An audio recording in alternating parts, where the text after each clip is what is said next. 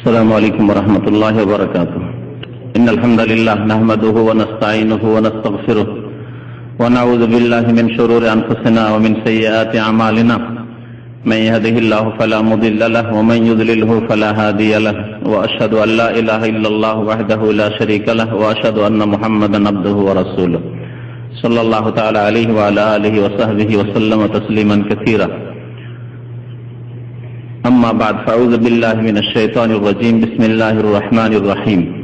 إذا جاءك المنافقون قالوا نشهد إنك لرسول الله والله يعلم إنك لرسوله والله يشهد إن المنافقين لكاذبون اتخذوا أيمانهم جنة فصدوا عن سبيل الله إنهم ساء ما كانوا يعملون ذلك بأنهم آمنوا ثم كفروا فطبع على قلوبهم فهم لا يفقهون. আল্লাহ পাক রব্বুল আলামিনের সমস্ত প্রশংসা যে আল্লাহ পাক রব্বুল আলামিন আমাদেরকে তার প্রতি ঈমান নিয়ে আসার তৌফিক দান করেছেন। বলুন আলহামদুলিল্লাহ। সে আল্লাহর সমস্ত প্রশংসা যিনি রাসূলুল্লাহ সাল্লাল্লাহু আলাইহি ওয়াসাল্লামের প্রতি ঈমান নিয়ে আসার তৌফিক দান করেছেন, যে আল্লাহ তার খাস রহমতে আমাদেরকে শেষ নবী মুহাম্মদ রাসূলুল্লাহ সাল্লাল্লাহু আলাইহি ওয়াসাল্লামের উম্মতের অন্তর্ভুক্ত করেছেন। আজকে তাফসীর হবে সূরাতুল মুনাফিকুনের। কোরআনে কারীমের একটি সূরা, যে সূরার নামই হচ্ছে সূরা আল মুনাফিকুন, অর্থাৎ এমন এক সূরা যাতে মুনাফিকদের চিত্র তুলে ধরা হয়েছে। যদিও এই সূরাতে শুধু মুনাফিকদের চিত্র তুলে ধরা হয়নি, বরং এছাড়াও সূরা তাওবা, বিশেষ করে সূরা তাওবা বড় সূরা, সেই সূরার অধিকাংশ আয়াতগুলিতে মুনাফিকদের বিভিন্ন বদচরিত্রকে তুলে ধরা হয়েছে। আকীদার ক্ষেত্রে, আখলাক চরিত্রের ক্ষেত্রে, সমস্ত তাদের যে ইসলাম বিরোধী তৎপরতা সেগুলিকে তুলে ধরা হয়েছে এবং তাদেরকে চিহ্নিত করা হয়েছে। সূরা তাওবা নবী করিম সাল্লাল্লাহু আলাইহি ওয়াসাল্লামের শেষ জামানায় নাযিল হয়েছে মদিনায়, এবং এতে মুনাফিকদেরকে চিহ্নিত করে দেওয়া হয়েছে, শনাক্ত করে দেওয়া হয়েছে। এছাড়াও মুনাফিকদের সম্পর্কে আল্লাহ পাক রব্বুল আলামিন সূরা বাকারার প্রথম দিকে উল্লেখ করেছেন তাদের বেশ কিছু চরিত্রের কথা।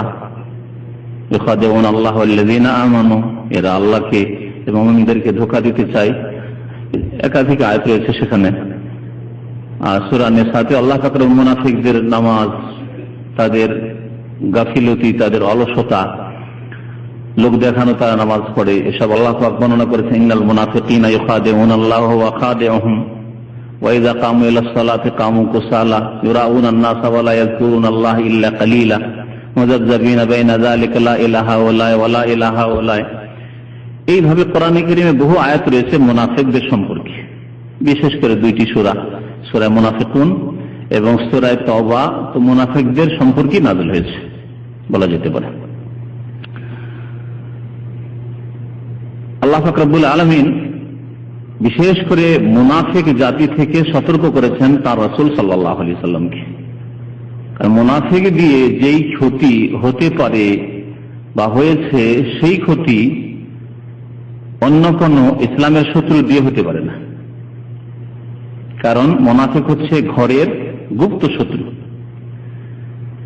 যেমন আপনার কাপড়ের মধ্যে, আপনার আস্তিনে যদি সাপ লুকিয়ে থাকে, তাহলে আপনাকে দংশন করবেই।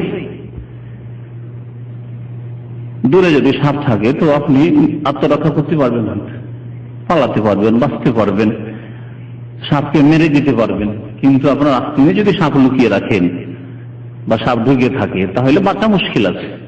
মুনাফিকদের অবস্থাটা ঠিক ওই রকম।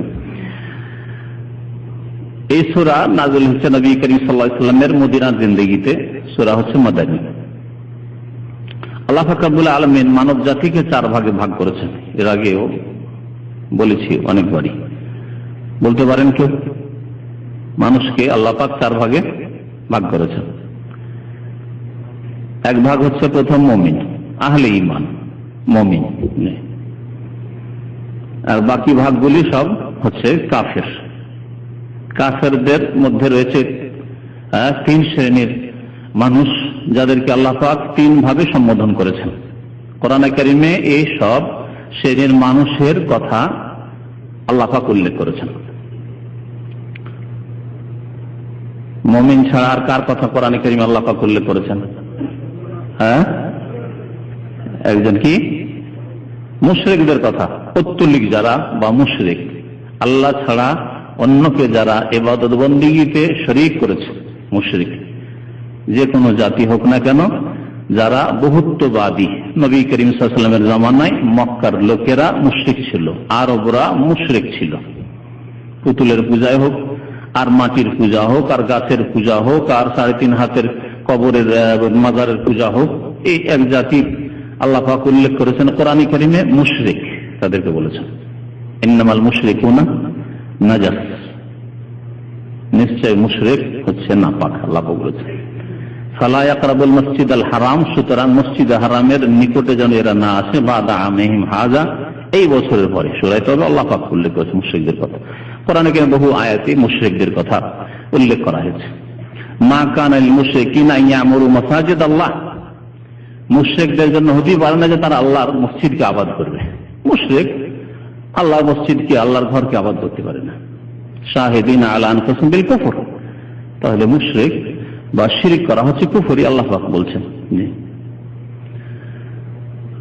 হ্যাঁ, দুই জাতি হইল। আর হ্যাঁ, মুনাফিক যাদের কথা আমাদের সামনে রয়েছে, মুনাফিক 3 শ্রেণী হইল। আর কাফের, মুমিন ছাড়া বাকি যে 3 শ্রেণী সকলেই কাফের।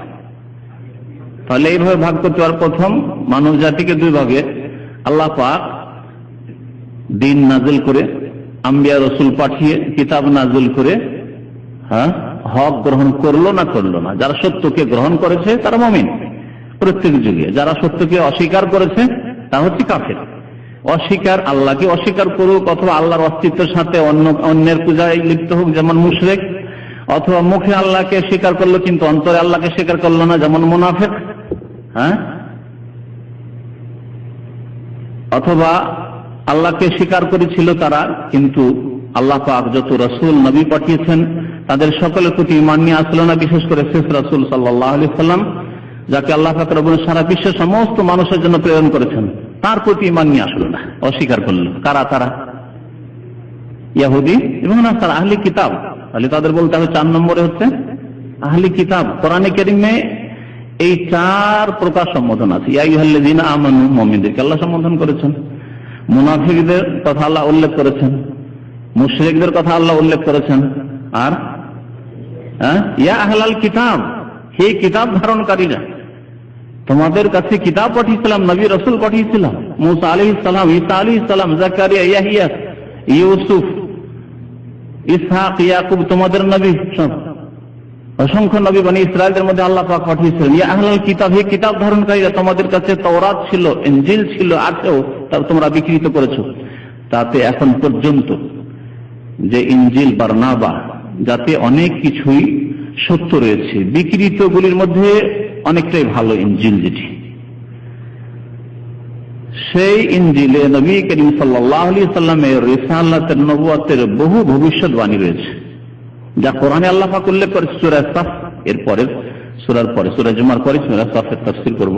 তাতে আসছে ওয়ামুবাশশিরাম বিরাসূল ইয়াতি মিন বাদি ইসমুহু আহমদ, আমি সুসংবাদ দিচ্ছি, ঈসা আলাইহিস সালাম বলেছেন, আমি সুসংবাদ দিচ্ছি বিরাসূল, এক রাসূলের, যিনি আসবেন আমার পরে, ইয়াতি মিন বাদি, আমার পরে আগমন করবেন, ইসমুহু আহমদ, যার নাম হবে আহমদ, মুহাম্মদ তার নাম, আহমদ তার নাম। তারা রাসূলুল্লাহ সাল্লাল্লাহু আলাইহি ওয়াসাল্লামকে, শেষ নবীকে অস্বীকার করেছে। আহলি কিতাব, আহলি কিতাব 2 ভাগে বিভক্ত, ইহুদি এবং খ্রিস্টান। বাস্তবে 2 ভাগে বিভক্ত, কারণ এই 2 জাতি পৃথিবীতে আছে। আর বাকি অন্য আহলি কিতাব, অন্য কিতাব ধারণকারীরা, তারা দুনিয়া থেকে নিশ্চিহ্ন হয়ে গেছেন, নেই। আগের যদি কোনো কিতাব, যেমন সুহুফে ইব্রাহিমের কথা আল্লাহ উল্লেখ করেছেন, তাদের অনুসারী আর কেউ নেই, বা আগের নবীদের উপর যদি কোনো কিতাব আল্লাহ নাযিল করে থাকেন, তাদের অনুসারীরা আর কেউ নেই। এজন্য আহলি কিতাব বলতে ইহুদ নাসারা। তাহলে মানব জাতিকে ভালোভাবে বুঝতে পারলেন যে মানব জাতি 4 ভাগে বিভক্ত, মুমিন, মুমিনিন, আহলে ঈমান এবং মুশরিক, আহলে কিতাব, ইহুদি খ্রিস্টান, মুনাফিক। যদিও আহলি কিতাব, বর্তমান যুগের আহলি কিতাব, এরাও মুশরিক হয়ে পড়েছে, এরাও একত্রে বিশ্বাসী নয়, বরং বহুত্ববাদী হয়ে গেছে, না তৃতীয়বাদী বিশ্বাসী, তাই না? আল্লাহর পুত্র সাব্যস্তকারী। ইহুদিরা বলল, আল্লাহ কোরআনে বলছেন যে ওয়াকালাতুল ইয়াহুদু উযায়রুন ইবনুল্লাহ ওয়াকালাতুন নাসারা আল মাসীহ ইবনুল্লাহ, যারা আল্লাহর পুত্র সাব্যস্তকারী তারা মুশরিক। যদিও তারা মুশরিক হয়ে পড়েছে, কিন্তু আসল দিকে লক্ষ্য করলে তারা যেহেতু আহলি কিতাব, তাদেরকে আহলি কিতাব বলে আল্লাহ সম্বোধন করেছেন।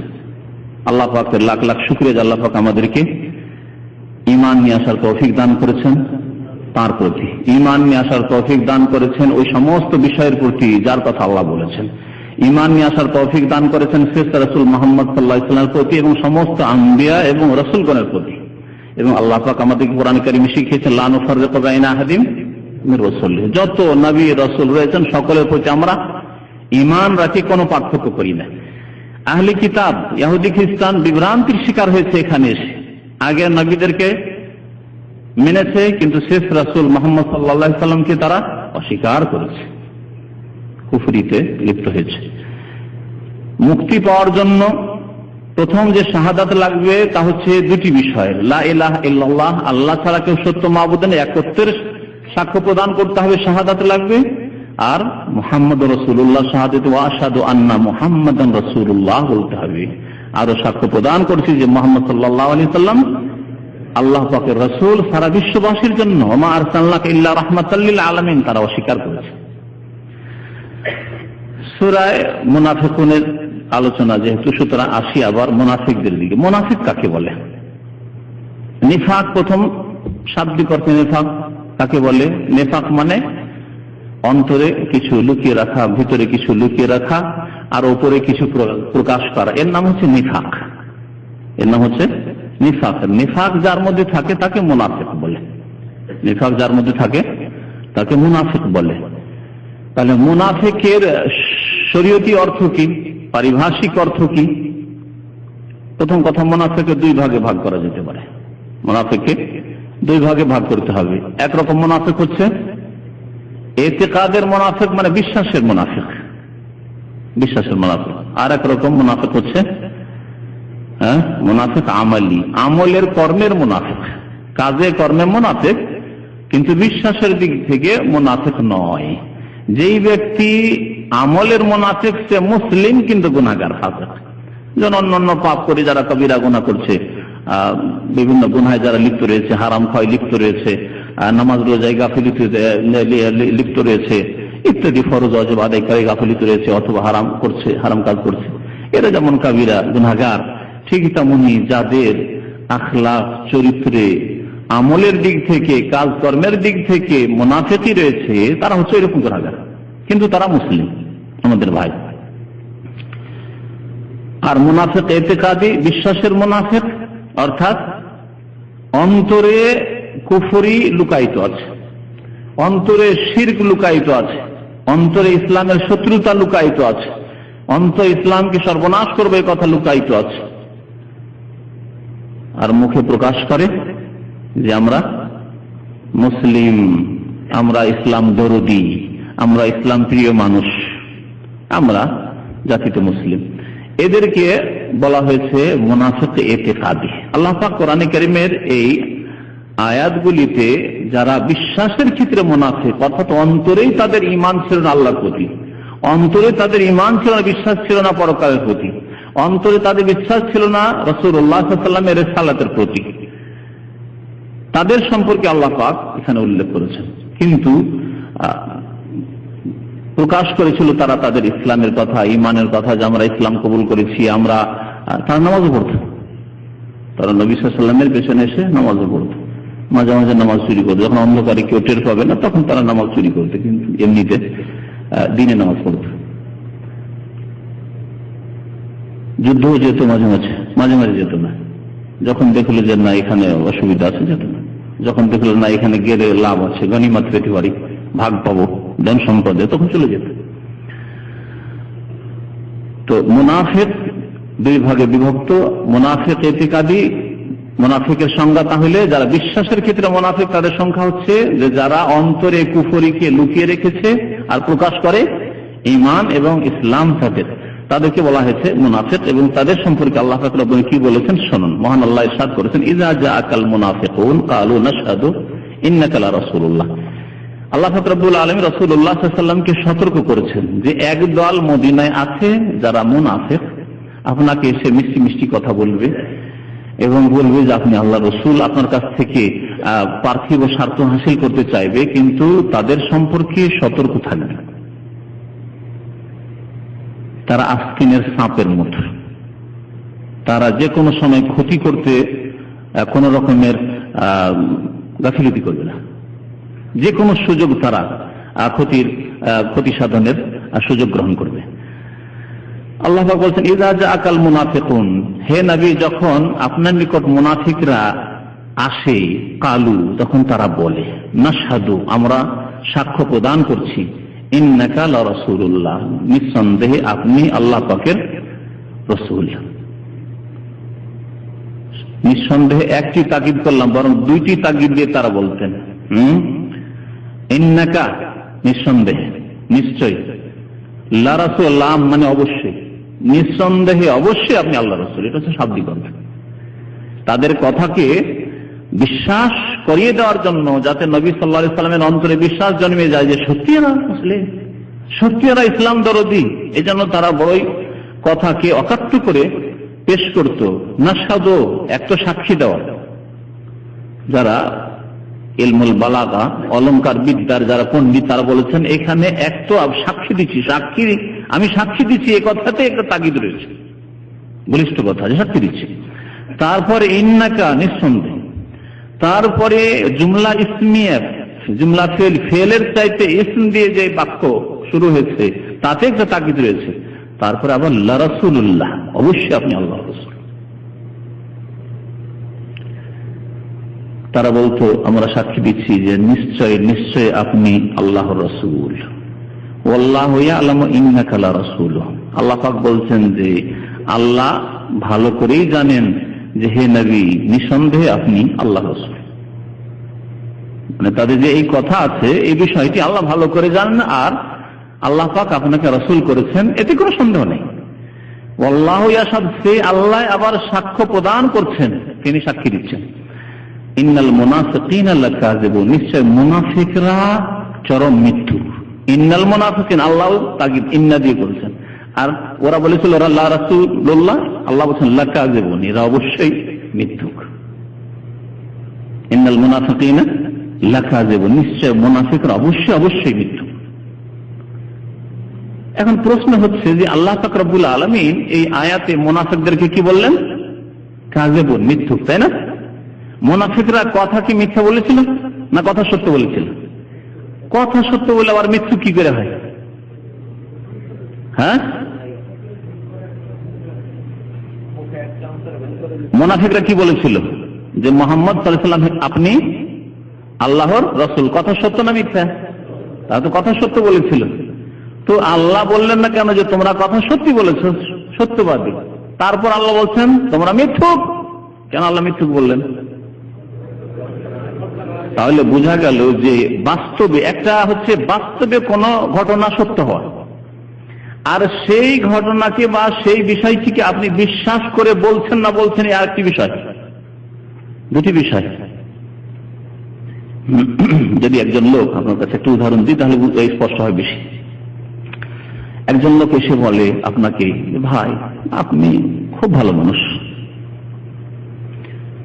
যে কোনো মুসিবতে আমাদের সাহায্য করেন। আত্মীয় স্বজনের মধ্যে যদি কোনো বিশিষ্ট ব্যক্তি থাকে যার কাছে পাওয়া যায় সাহায্য সহযোগিতা পাওয়া যায়, কি করে লোকেরা এসে প্রশংসা করে, ভাই সত্যি আপনি খুব দরদি মানুষ, আমাদের যে কোনো বিপদ আপদ সুখে দুঃখে আপনি সবসময় আমাদের সাথে থেকেছেন। আপনাকে এই কথা বলছে এক লোক, তখন আপনি বলছেন তুই মিথ্যুক, যাও। বলা যুক্তিসঙ্গত না অযৌক্তিক? হ্যাঁ, যুক্তিসঙ্গত হইতে পারে। যুক্তিসঙ্গত কখন যুক্তিসঙ্গত হবে? যদি সেই লোকের আখলাক চরিত্র প্রমাণ করে যে সে আপনাকে ভালোবাসে না, বাইরে বাইরে আপনার দুর্নাম করে, বাইরে আপনার ক্ষতি করার চেষ্টা করে, কিন্তু আজকে যেহেতু আপনার কাছে 10,000 টাকা ধার দিতে হবে, সেই জন্য এসে বলছে ভাই সত্যি বড় ভাই আপনি না হলে আমাদের বড় সমস্যা হবে, আপনি সবসময় আমাদের সাথ দিয়েছেন। কি বলবেন আপনি? মৃত্যুক তুমি, কথা একরকম বলো আর কাজ অন্যরকম করো, ঠিক না? এই কথাই আল্লাহ পাক কোরআনে কারীমে আয়াতে বলেছেন যে মুনাফিক তোমরা বলছো এক কথা আর কাজ করো, বিশ্বাস করো অন্যরকম। ইসলামের ক্ষতি করার চেষ্টা করো, অন্তরে বিশ্বাস নেই, অথচ বলছো যে নাশহাদু ইন্নাকা লা রাসূলুল্লাহ। এই জন্য আল্লাহ পাক রব্বুল আলামিন তাদেরকে মিথ্যাবাদী বলে আখ্যায়িত করেছেন। তারপরে মহান আল্লাহ বলছেন ইত্তাখাযু আইমানাহুম জুন্নাহ, তারা তাদের শপথকে আইমান, ইয়ামিনের বহুবচন। ইয়ামিন মানে হচ্ছে কসম, হালাফ, আরবিতে হালাফ যেটা আমরা বাংলায় ব্যবহার করি হলফ বলি ওটাকে। হ্যাঁ, হলফ করতে পারবেন বলি না, আরবি শব্দ। আর ইয়ামিন, ইয়ামিন মানে ডান হাত হয়, আবার ইয়ামিন মানে কসম হয়। লা ইউআখিযুকুমুল্লাহু বিল্লাগwi ফি আইমানিকুম, ইয়ামিনের জামা হচ্ছে আইমান। তোমাদের অনর্থক উদ্দেশ্যবিহীন শপথে আল্লাহ তোমাদের পকড়াও করবেন না, ধরবেন না। ওয়ালাকিন ইউআখিযুকুম বিমা আক্কাদতুমুল আইমান, যেখানে অকাট্যভাবে শপথ করবে তাতে আল্লাহ তোমাদের ধরবেন। ফাকাফারাতুহু, তারপরে আল্লাহ পাক তার কাফারা বর্ণনা করেছেন। তাহলে আইমান ইয়ামিনের বহুবচন, এর মানে হচ্ছে কসম, আর ডান হাত হয়। ইত্তাখাযু আইমানাহুম জুন্নাহ, তারা তাদের শপথকে ব্যবহার করেছে ঢাল হিসাবে। তারা তাদের শপথকে ঢাল হিসাবে, জুন্নাতুন মানে ঢাল, ঢাল বুঝেন তো না? আজকাল প্রয়োজন পড়ে না, প্রয়োজন আছে? প্রয়োজন পড়ে না, কারণ কাপুরুষ মানুষের আবার প্রয়োজন কি বিষয়? কেউ যদি মারতে আসে তার একটা গাল বাড়িয়ে দেয়, তবে প্রয়োজন কিসের ঢাল? ইত্তাখাযু আইমানাহুম জুন্নাহ, বাতিলের ক্ষেত্রে আমরা পারবো খুব বেশি, বাতিল কাজে আমরা খুব মারামারি করতে পারবো। আমরা আজকাল এমন মানুষ যে অন্যায় কাজে, জুলম অত্যাচারের ক্ষেত্রে, বাতিলের কাজে আমরা খুব পারবো লড়াই ঝগড়া বিবাদ করতে। ইত্তাখাযু আইমানাহুম জুন্নাহ, তারা তাদের, কাদের কথা বলা হচ্ছে? মুনাফিকদের কথা। মুনাফিকরা তাদের শপথকে ঢাল স্বরূপ ধারণ করেছে বা ঢাল হিসাবে ব্যবহার করেছে। ঢাল দিয়ে কি করে মানুষ? আত্মরক্ষা করে, বাঁচার চেষ্টা করে। কেউ মারার জন্য আসছে রণক্ষেত্রে, যুদ্ধের মাঠে মারতে আসছে, আপনি ঢাল ধরলেন, নিজেকে বাঁচিয়ে নিলেন। আপনি ঢালের উপর লাগলো, আপনি বেঁচে গেলেন, ঢালেরও কিছু করতে পারলো না। ঢাল কি দিয়ে তৈরি হয়? হ্যাঁ, লোহা দিয়ে। বলছে লোহা দিয়ে, অন্যরা বলেন হ্যাঁ কি দিয়ে? হ্যাঁ, বেত দিয়ে। আচ্ছা, বেতে আমার অস্ত্র থামতে পারবে? লোহা বলে যে তার বলা যেতে পারে। হ্যাঁ, জি, এখনকার কথা বলছেন। হ্যাঁ,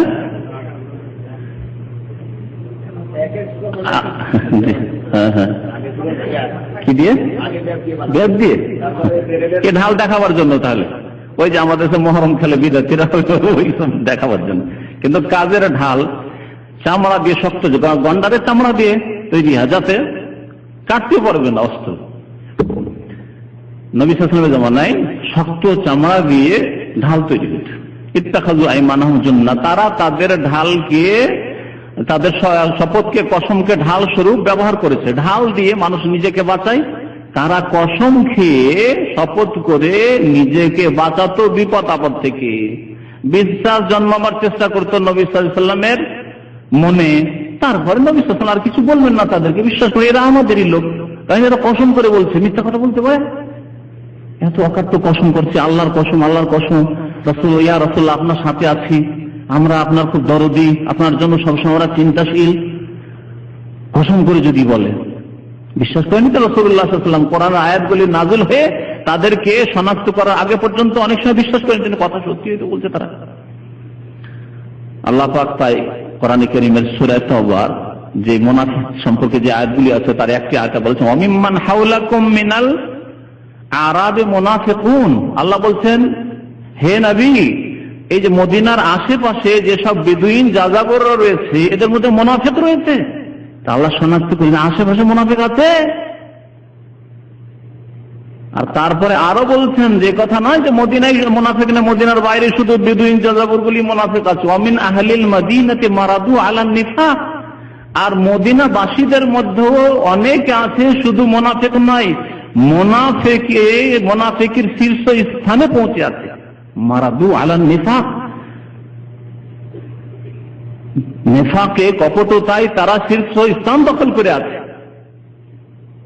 লা তা'লামুহুম নাহনু না'লামুহুম, আল্লাহ বলছেন যে হে নবী আপনি তাদেরকে চেনেন না, জানেন না, তাদের অন্তরের কথা জানেন না, তাদেরকে নাম ধরে ধরে জানেন না যে এরা মুনাফিক।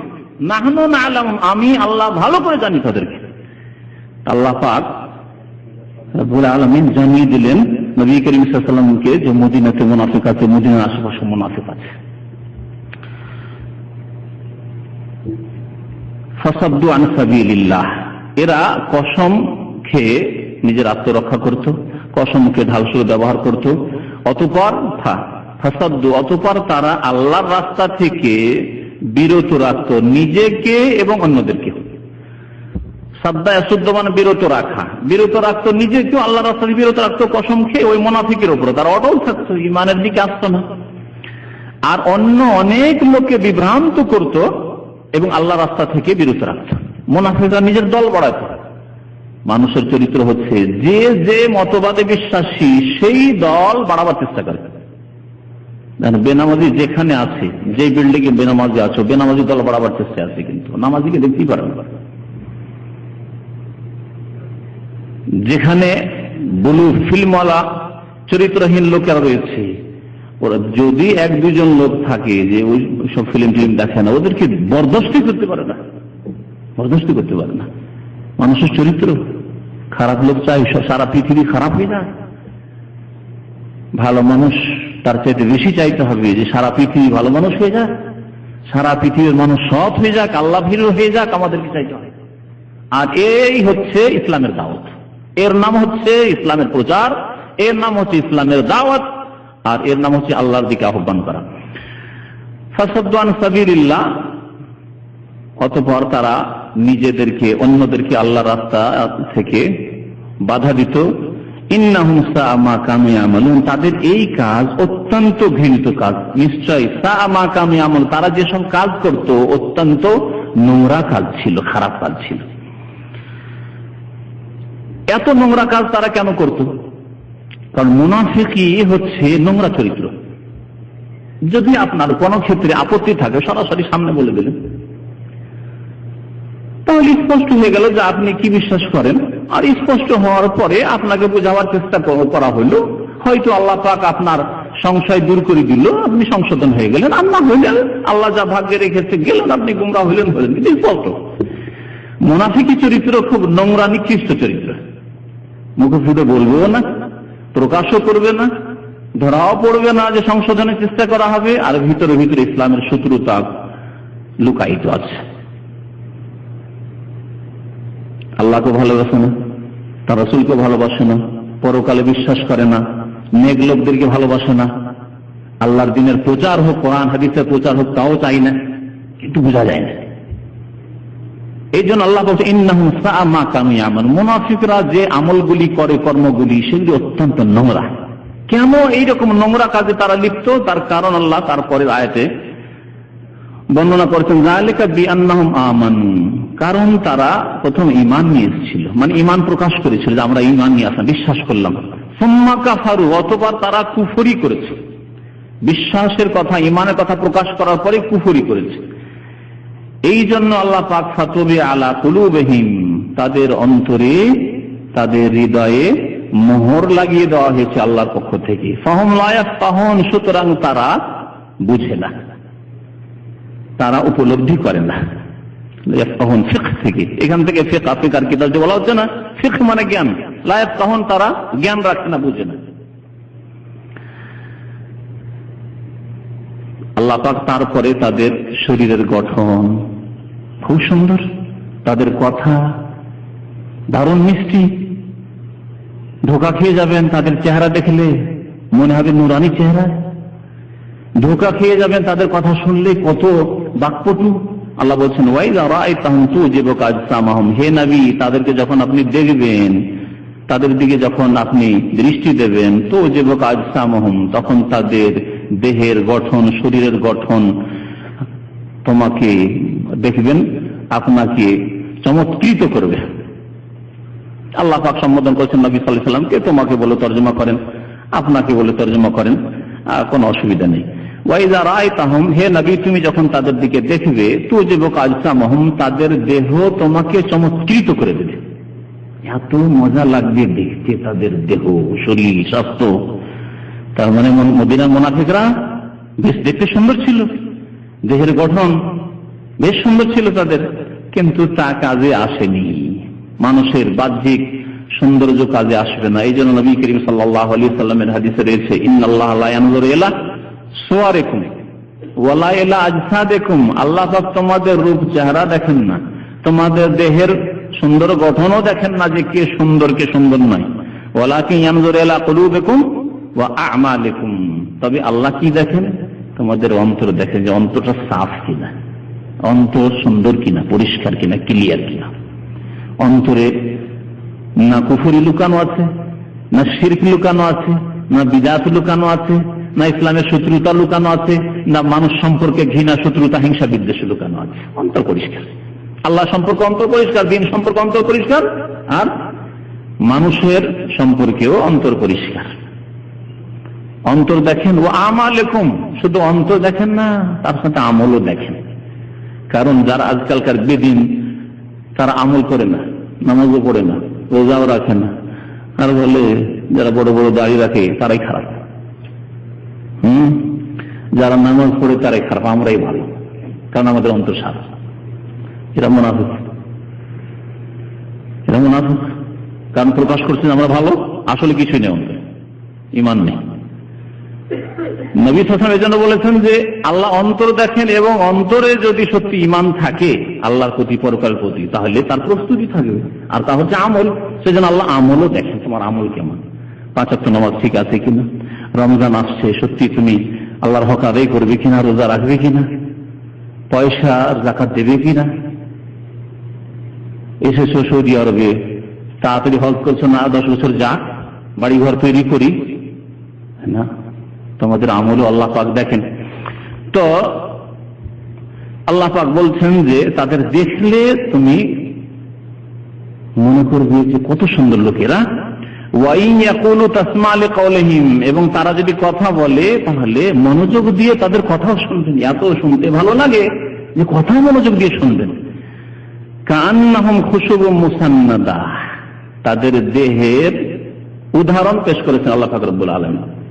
তাদের দেহ, বডিকে তুলনা করেছে আল্লাহ পাক রব্বুল কার সাথে? কান্নাম খুশুব, খুশুব খাসাবের জামা, খাসাব মানে হচ্ছে কাঠ, শুকনো কাঠ। তারা যেন এমন শুকনো কাঠের মতো যা কোনো দেয়ালে ঠেস দেওয়া রয়েছে। দেয়াল আছে, দেয়ালে যদি খাড়া করা কাঠ, শুকনো কাঠ, তো আর শিকড় নেই যে দাঁড়িয়ে থাকবে মাটিতে, সুতরাং কোথাও দাঁড় করে রাখতে হবে। কোথাও দাঁড় করে রাখলে তাহলে এই পিলারে অথবা দেয়ালে হেলাম দিয়ে রাখতে হবে, ঠেস দিয়ে রাখতে হবে। তো কার নাম খুশুব, আর মুসান্নাদা মানে আসনাদা, ইসনাদ মানে ভর দেওয়া, ঠেস দেওয়া। তো এমন কাঠের মতো, যেই কাঠ ওই মুনাফিকদেরকে আল্লাহ পাক তুলনা করছেন যে এমন কাঠের, শুকনো কাঠের মতো যেগুলিকে কোনো দেয়ালে ঠেস দেওয়া রয়েছে। অর্থাৎ এইরকম কাঠে কোনো ফায়দা নেই, গাছ নয় যে ফল দেবে। দেখতে সুন্দর লাগে কাঠ, কিন্তু এই কাঠ দিয়ে কোনো কাজ হবে না, ফল দেবে না, না এতে লতা পাতা হবে, না ডাল হবে, না এতে কিছু হবে। কান্নাহুম খুশুবুম মুসান্নাদা ইয়াহসাবুনা কুল্লা সাইহাতিন আলাইহিম। আল্লাহ পাক তাদের আরেকটি চরিত্র বলছেন যে তারা অত্যন্ত কাপুরুষ। মুনাফিকদের একটি চরিত্র হচ্ছে খুব কাপুরুষ। যদি কোথাও হইচই শোনে তো মনে করবে আমাদের বিরুদ্ধে কিছু হচ্ছে। আমাদের সমাজে একটা প্রবাদ আছে, চোরের মন পুলিশ পুলিশ। এটা হচ্ছে ইয়াহসাবুনা কুল্লা সাইহাতিন আলাইহিমের অর্থ। এই কোরআনে কারীমের আয়াতও এক রকমের প্রবাদ। ইয়াহসাবুনা কুল্লা সাইহাতিন, সাইহাতিন মানে যে কোনো শোরগোল, যে কোনো শোরগোল কোথায় হোক না তারা ধারণা করে যে আমাদের বিরুদ্ধে কিছু হচ্ছে। কোথাও যদি কোনো আলোচনা হয় আমাদের সম্পর্কে হয়তো আলোচনা আছে, কোথাও কিছু যদি হয় আওয়াজ হয় আমাদের বিরুদ্ধে কেউ আসছে হয়তো আমাদেরকে মারার জন্য, আমাদেরকে ধরার জন্য। আল্লাহ পাক তারপর বলছেন হুমুল আদু, এরাই হচ্ছে শত্রু হে নবী মুহাম্মদ সাল্লাল্লাহু আলাইহি ওয়াসাল্লাম। ফাহজারহুম, সুতরাং তাদের থেকে সতর্ক সাবধান থাকো। ফাহজারহুম হুমুল আদু ফাহজারহুম কাতালাহুমুল্লাহ, আল্লাহ পাক তাদের সর্বনাশ করুক। কাতালা ইউকাতিলু মানে যুদ্ধ করা, এটা হচ্ছে শাব্দিক অর্থ। আর এখানে পারিভাষিক অর্থ, আরবরা কাউকে যদি বদদুয়া দেয় তো বলে কাতালাক আল্লাহ, আল্লাহ তোমাকে ধ্বংস করুক। আল্লাহ তোমার বিরুদ্ধে যুদ্ধের ঘোষণা করুক মানে আল্লাহ তোমাকে ধ্বংস করুক, সর্বনাশ করুক তোমার। কাতালাহুমুল্লাহ, আল্লাহ তাদের সর্বনাশ করুক। আন্না ইউফাকুন, কোথায় তারা ঘুরে বেড়াচ্ছে, কোথায় তারা ফিরে বেড়াচ্ছে, সত্যকে বাদ দিয়ে, হককে ছেড়ে দিয়ে, নবী করিম সাল্লাল্লাহু আলাইহি সাল্লামকে বাদ দিয়ে কোথায় তারা ঘুরে বেড়াচ্ছে, যে আর কোথায় তারা শান্তি পাবে। ওয়াইযা কিলা লাহুম তাআলাউ ইস্তাগফির লাকুম রাসূলুল্লাহ, এসব আয়াতের শান নজুল বিভিন্ন হাদিসে বর্ণনা করা হয়েছে। মুনাফিকদের নেতার নাম জানেন নবী করিম সাল্লাল্লাহু আলাইহি ওয়াসাল্লামের জামানাত? হ্যাঁ, কি যারা বলেন আব্দুল্লাহ বিন ওবাই, এটা ঠিক আছে, আব্দুল্লাহ বিন ওবাই নাম আব্দুল্লাহ ছিল, সবচেয়ে ভালো নাম। নবী করিম সাল্লাল্লাহু আলাইহি ওয়াসাল্লাম বলেছেন আহাব্বুল আসমা, সবচাইতে আল্লাহর নিকট প্রিয় নাম হচ্ছে আব্দুল আসমা আল্লাহ, আল্লাহর নিকট সবচেয়ে প্রিয় নাম হচ্ছে আব্দুল্লাহ এবং আব্দুর রহমান। তার নামের দিক দিয়ে ত্রুটি ছিল না, নাম খুব সুন্দর। এর দ্বারা বোঝা গেল যে নামে কাজ হবে না যদি বিশ্বাস এবং কর্ম ভালো না হয়, নামের সাথে ঈমান এবং আমল ভালো হতে হবে, তাহলে এই নাম কাজে আসবে। আব্দুল্লাহ বিন ওবাই ইবনে সলুল, এ ছিল রাইসুল মুনাফিকিন নবী সাল্লাল্লাহু আলাইহি ওয়াসাল্লামের জমানায় মদিনা, মুনাফিকদের নেতা। নবী সাল্লাল্লাহু আলাইহি ওয়াসাল্লাম হিজরত করে আসার পূর্বে কিছুদিন ধরে আলাপ আলোচনা চলছিল মদিনায়, আওস এবং খাজরাজ এই দুই গোত্রের, যে আমাদের একজন নেতা দরকার, তাকে নেতা বানানো হবে। এবং তাদের মোটামুটি মিটিং হয়ে গেছিল, সিদ্ধান্ত হয়ে গেছিল যে আমাদের মধ্যে জ্ঞানীগুণী ব্যক্তি আর বিশিষ্ট ব্যক্তি, দেখতেও সুন্দর, আল্লাহ যা বয়ান করলেন, দেহের গঠন এবং কথাও মিষ্টি, বাকপটু, লোকজনকে কন্ট্রোল করতে পারবে, আয়ত্তে রাখতে পারবে, এইরকম লোক হচ্ছে আব্দুল্লাহ বিন ওবাই। এই আমাদের রাইস হবে মদিনার। মদিনার বাদশাহ হতে যাচ্ছে, তখন গোত্রীয় নেতৃত্ব ছিল, এক গোত্রে কেউ রাইসা মানে সে বাদশাহ।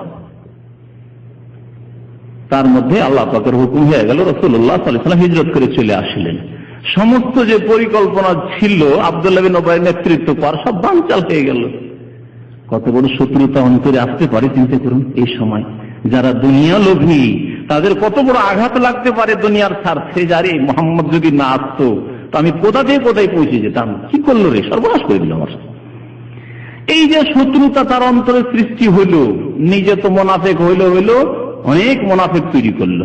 মাত্র 3 বছরের মধ্যে ওহদের যুদ্ধে রাসূলুল্লাহ সাল্লাল্লাহু আলাইহি ওয়াসাল্লাম যাচ্ছেন, 1000 জন, ভাবছেন এরা সকলে আমার সাহাবী। মদিনার বাইরে সামান্য একটু দূরে গিয়ে, ওহদ আর মদিনার মাঝখানে একটি জায়গা রয়েছে, সেখানে গিয়ে আব্দুল্লাহ বিন ওবাই 300 জনকে নিয়ে আলাদা হয়ে গেল। আগে থেকে যেত না হইতো, কিন্তু না, গেল। কি জন্য? রহস্য আছে। আগে থেকে যদি না যেত তাহলে 700 সাহাবায়ে কেরাম, যারা খাঁটি সাহাবায়ে কেরাম, তারা আগে থেকে মানসিক আর সার্বিক প্রস্তুতি নিয়ে যাচ্ছেন, আমরা 700 দিয়ে কাফেরদের মোকাবিলা করে আসবো না, 1000 1000। আর রাস্তায় গিয়ে যখন কাফেরদের কাছাকাছি হয়েছি, হঠাৎ করে যদি নিজেদের মধ্য থেকে, দলের মধ্য থেকে বেশ কিছু লোক, 300-র মতো লোক চলে যায়, তাহলে তখন মনোবল ভেঙে পড়তে পারে। আরে কি হবে রে, কি হবে, ওরা 3000 আর আমরা 1000 ছিলাম, তাতে 300 চলে গেল, কি হবে।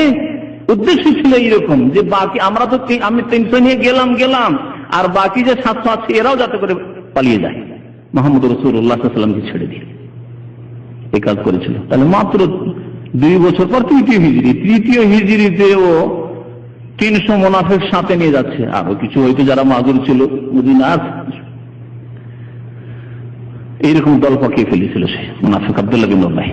তার ছেলের নামও আব্দুল্লাহ ছিল, অবশ্য খাঁটি মুসলমান, বুঝছেন। তার ছেলের নাম ছিল আব্দুল্লাহ বিন ওবাই বিন সলুল। খাঁটি মুসলিম।